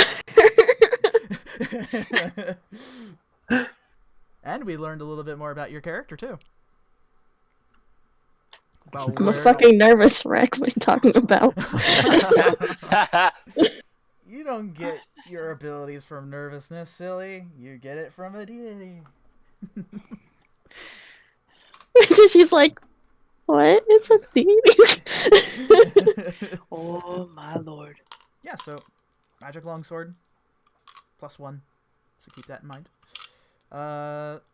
There, I will say right now, there may or may not be a way to make it better. We'll see.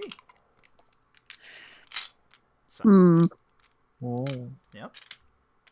I think that's pretty true with most of the weapons I've given you guys, but anyways. So, also, real quick, the sword does require attuning, so keep that in mind. You can take the hour. Alexandria can take the hour about whatever she's doing to attune to the weapon, and that'll be it. So, now we are going to get through next week. I think we're probably gonna go to either. I think maybe Jack and Xian next. Where's my son? Well, we're not gonna talk about that yet. God damn it. Okay, Marlon, calm down. Jesus. Have you seen my son? Where's my fucking son? No, I'm gonna make you into a purse. Oh, calm down, Grandpa. I'll do it. I'll do it, boy. I don't doubt that you will try. Oh, I got the banana right here. Fuck I you. mean- What the fuck? Fuck you. I was just gonna say like, Alexandra is probably just gonna drag Alexander to Deo just to show off the weapon. Okay. We can Oh blitz that real quick. my. So, you drag Alexander, probably literally, kind of internally beaming at the moment with this, as you head Not into... like I care or anything. Doesn't that sound familiar? God, you guys really are twins. As you head into his little favorite hangout, as he is just sort of discussing with fellow Arcliners, whatever. Until Oh, you we're guys- going to Dale's. Oh, great. Yeah, I'm definitely grumbling. Yeah. As you open up the door and he looks over and he says, "Well, look at that." He And, just holds up the sword. kiddo, that looks really sharp. That's something I expect Alexander to... Is he here? Oh, I just drag him in by the Damn it. Oh, good. I'm so glad you decided to visit. I thought I was going to be stuck in, like, this proverbial retirement home and I wouldn't have anyone to talk to. Thanks for showing up, Alexander. I just stand across with my arms crossed, looking away. And he looks over to you, Alexander. It's like, wow, it's got his pennies in a bunch.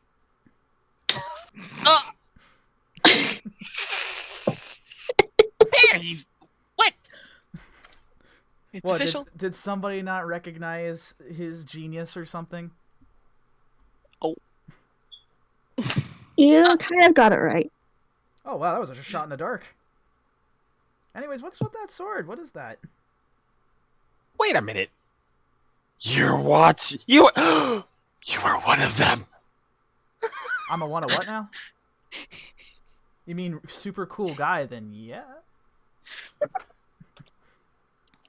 No, but seriously, what are you talking about?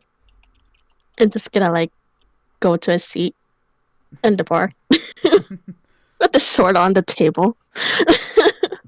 You're lucky I know you really well. I know swords on the table normally is one of the rules. Put him What back is- down. But it's fine. It's not like it's gonna scratch up the nice wood or anything. I'll make it scratched up. Well, you know how I feel. Grab a dagger. You know how I feel about that. I like when things look nice. He just sort of like his head leans back and he's like, As I make eye contact, as I'm just scratching the table with my dagger. 3, 2, 1.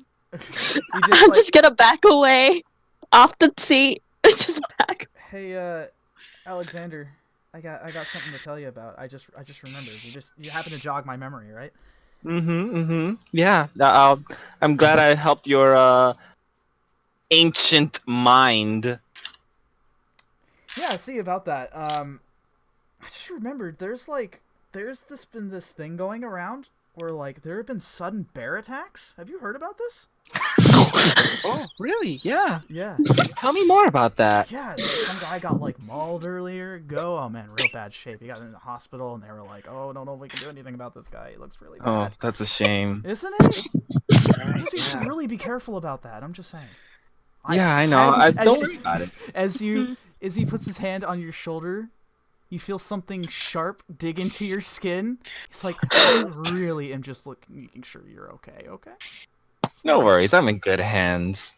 I'll make sure I'm in good hands. Don't worry. In the back, mommy and daddy are fighting again. It's just like sparks at our eyes. Yeah, he looks at you and he says, "I bet you are." And then he lets go. And you almost feel like puncture wounds in the air. Your shoulder. And he says, anyway. I turn around. I was like, He says, anyways, so I'm glad you guys showed up. That's great. You got a new sword and everything. That's pretty cool, Alexandria. You seem pretty proud of it yourself. I mean, he helped me with the. It's a long story. yeah, I helped out with my 200 IQ. 200. You think that you might be adding a few zeros in there? I'm not afraid to use another dagger on your table. I mean, like I said, you might help me remember something else, man. Just saying. I'll gladly help you. Thank you. See this. He looks over to the other Arcliners that are just sort of sitting there, just like watching this. He's like, "See, this is why he's up at the top, because he's so helpful." Oh, I'm so glad that I'm helping you, old man. Here, let me help you in your seat. I can walk on my own. All right, I'm not that old. Oh my god. Mm-hmm. He's not that old. He's pretty old.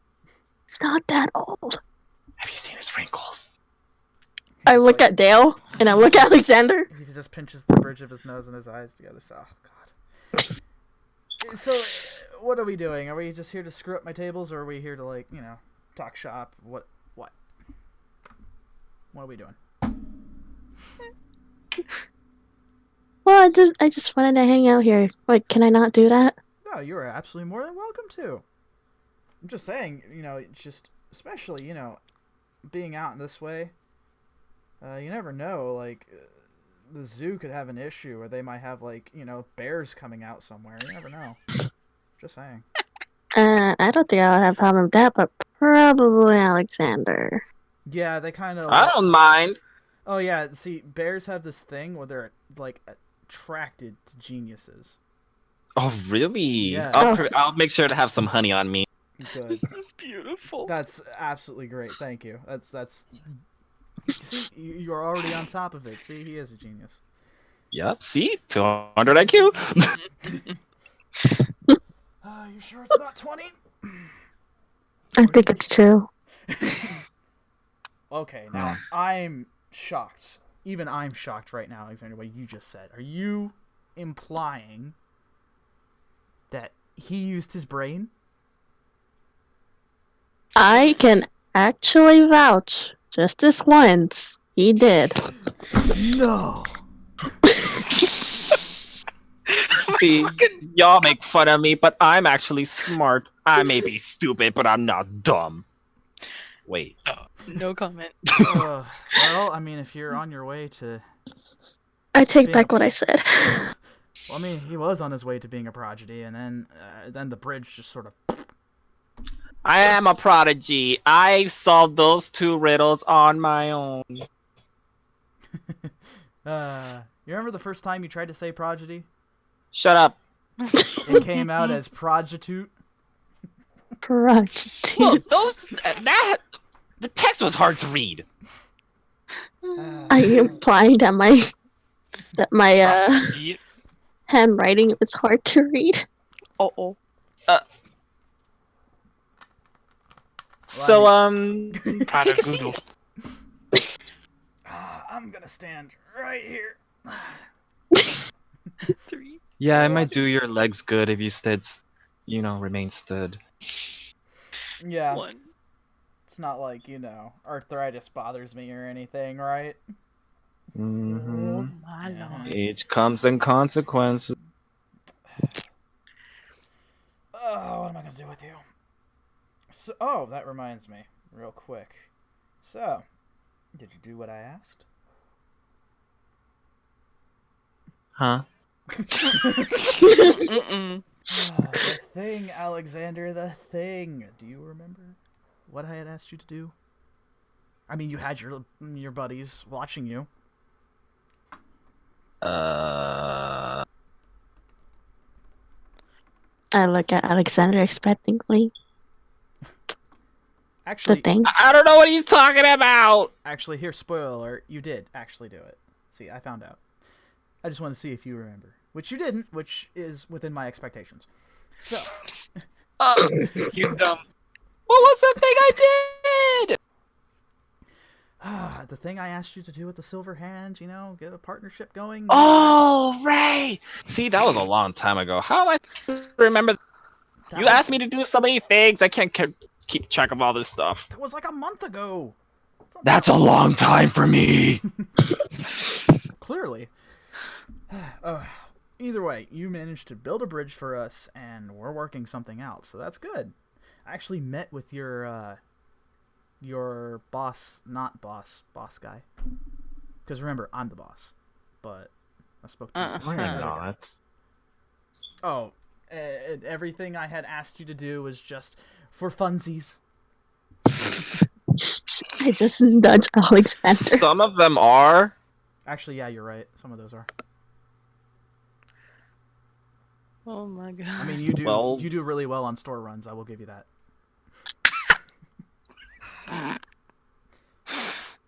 So, Yeah, he only does it if he doesn't forget anything. Oh my god. You said I don't owe you anything anymore. I didn't say that. Mm-hmm. So, good job, Alexander. Regardless, you managed to build a bridge for us, and I spoke to your commander. Nice guy. Real nice guy. How did that go in general? Really well. Did We talked over a few things. About a few things I knew, a few things they knew. And I think it's going to be the start of a beautiful friendship. Why do you say it like that? Yeah, that kind of sounds, yeah. Well, it just means that I may or may not know where you guys are at all times now. Again. Dawn City's a really cool place, I gotta say. He looks at you kind of guys just expectantly. With a sly look on his face. Oh boy. I look away. Regardless, you've done really well by us, which means we're going to be able to get more contracts and more help. Meaning we are now on the up and up. Arcliners are going to be a little more busy. But you know what? I think that's really good. I just lean over to Dale, just kind of covering the side. Yeah, if you're out there, yeah. I put my hands in the hips, noticing this. He leans in. I shove his face while still Oh, wow. The love is real. Kid, do I still need to do the informant job? For now. But it's not like you're being, replaced or anything. But I may need you to concentrate on the Silver Hand stuff because, world-ending artifacts are pretty dangerous and, much more dangerous than, say, like, criminals and such. Unless it's a criminal with an artifact, then that's a problem. True. Did you remember to do the paper? Do the paper what now? Oh, And we I forgot. lean in. And I'm the old one that forgets. I shove his face. Wow, what a good pair of family. It's beautiful, isn't it? This is it. There's a lot of papers, you know, Alexandria. There's a lot Yeah, of a them. couple papers that were still due. Scream. Scream! Uh, Honestly. well, it's not like I'm not a busy man or anything. You know? I just give him a deadpan face. Well, come on, what's with that? You were beaming earlier, and now you're giving me this.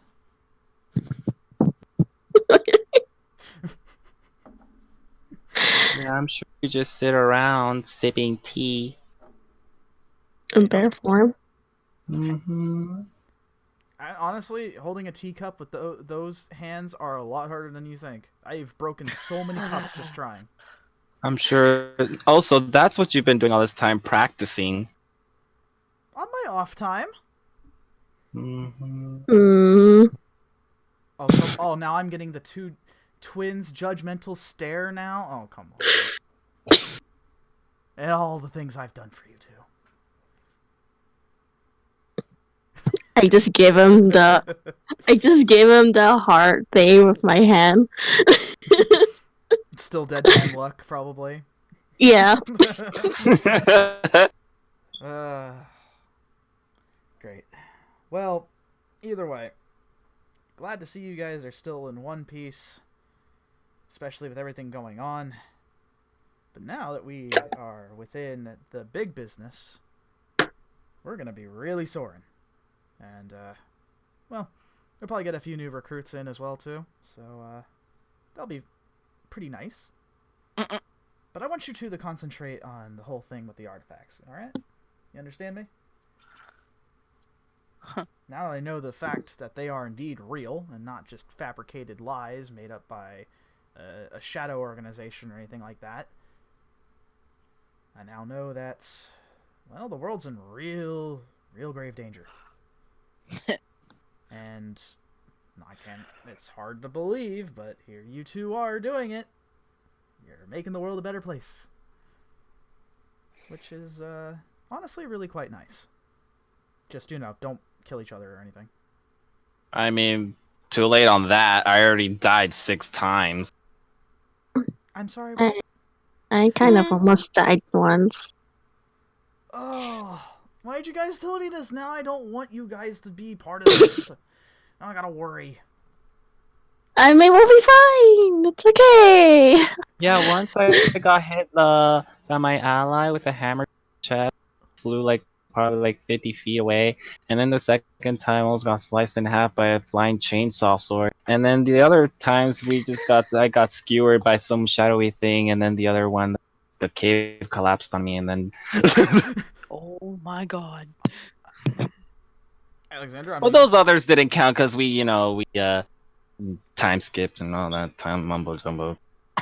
It's complicated. You're gonna have to pardon me on that, because I have no idea what the hell you're talking about. Yeah, don't worry about it. I'm going to try not to, but the fact you said you've died 6 times is a bit concerning. It's fine. It's natural. Oh, and that time when I was young that I killed myself. I don't want to. No, stop it. What? Ow! Those are memories that are not supposed to be brought up again. Yeah, I know, but I'm just trying to make a point that I've died a lot of times. Yeah. I slapped his face again. Ow! Hit him Okay, again. how about you guys not get at each other's throats? I need you guys to work together as a team. Ugh. Ugh. Oh, don't me. Both of you. You gotta work together, right? I mean, that's what they're expecting of you. They need you to work as a team. Well, I don't want to. You can't just save the world by yourself. You need a group. You need a dysfunctional family. I think. Something like that. Functional, but it's probably Yeah, ideal. You mean Yeah. like you More or less? Hey, look, and your legs? What about my legs? They got nothing to do with this. I slap him. Getting pretty old. I'll have you know, I am not that old. He's Oh, not yeah. that old. Then how old are you? Something like Mhm. something around that age. Right. Look, that's not Okay. important. What's important is you guys need to, get ready for whatever this next thing shows up. That white-haired guy that is your boss. I don't want to be on his bad side. Just saying. Why did you get on his bad side? No, but I had heard stories about him disintegrating somebody. Oh, Yeah, that guy is like he's got magic for days. Like, ugh. Luckily, it was one of those high tower guys. So. Yeah, the thing is, we. All right, I might as well tell you what was going on. We were trying to help them out with the whole thing, with getting some information, and sure enough, we were able to figure out that something was going on over in the UK, but we weren't exactly sure what it was. We were able to get some people to spill the beans about it, help your commander out, and I heard that not everything went super well. These things happen. That's, still, make sure you don't piss off that guy. He's for real business. Yeah, we know that. Really nice guy, though. Honestly, like, he's probably one of the nicest people I've ever met. It's amazing how someone in that position can be that kind. You'd think a job like that would make you really jaded or something. Anyways, I'm rambling. So, enjoy the sword and your 200 IQ, Alexander.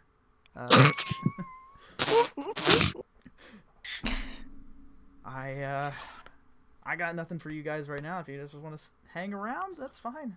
Just make sure no one's looking for you. Some people, and he looks at you, Alexandria. Some people, they might be worried. oh. I just tilt my head. You have more Oh. fans? Yeah, her biggest fan. The one. Hmm? Oh, ketchup face? Oh, I forgot to send. Oh, Oops. Alexandria, Wait. and he puts an arm over your shoulder. You have so much to learn about relationships. What do you know about relationships? I know plenty. I'm sure. I immediately take up my phone and just text. The ladies say he likes to call him Teddy Bear. Oh my! I don't know. Yeah, see that guy over there? He's got it. He definitely has the Jack, right what are you idea. doing here? Disgusting. Okay. I did not need to know that piece of information. Perfect. Hey, You're all blessed by the lemon. Oh god, I really did not need to know that. He's gonna. Bro! He's. what? It's a term of endearment. I hope so. Uh-oh. It just means I'm nice. He's And gonna Oh, scold I'm- me. He's gonna scold me because I forgot to tell him, and I kind of did promise I was gonna tell every time I go out. Time to scream. Like I said, you have a lot to learn. But And that's... this is why I leave things at red. Yeah. That just sounds like you're dodging responsibility. Who needs responsibilities when you got these? And I open my coat. Oh my god. No. You I put try to those down. shove him off if he's sitting on a chair. Yeah. How the hell... You know what? I'm not even going to ask. You do you. You do your thing over there. I'm not going to ask. Like I said, just watch over each other, alright? Just... Those Silverhand guys are really well organized, but man, they need you. They need all 7 of you.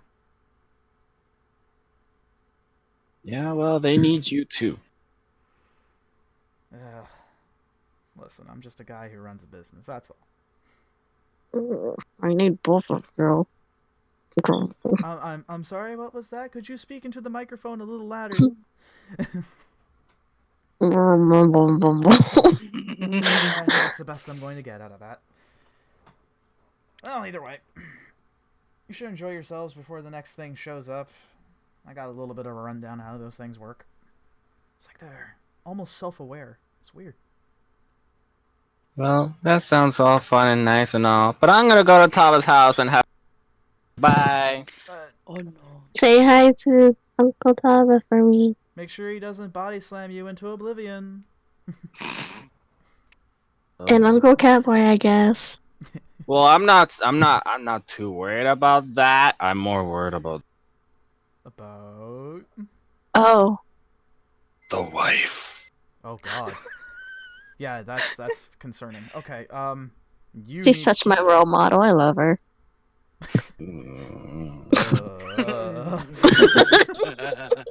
I have no idea who you're talking about. Oh gosh. Okay. Tava's Enjoy wife. yourself. Don't. Ooh. Um, Oh boy. You be careful.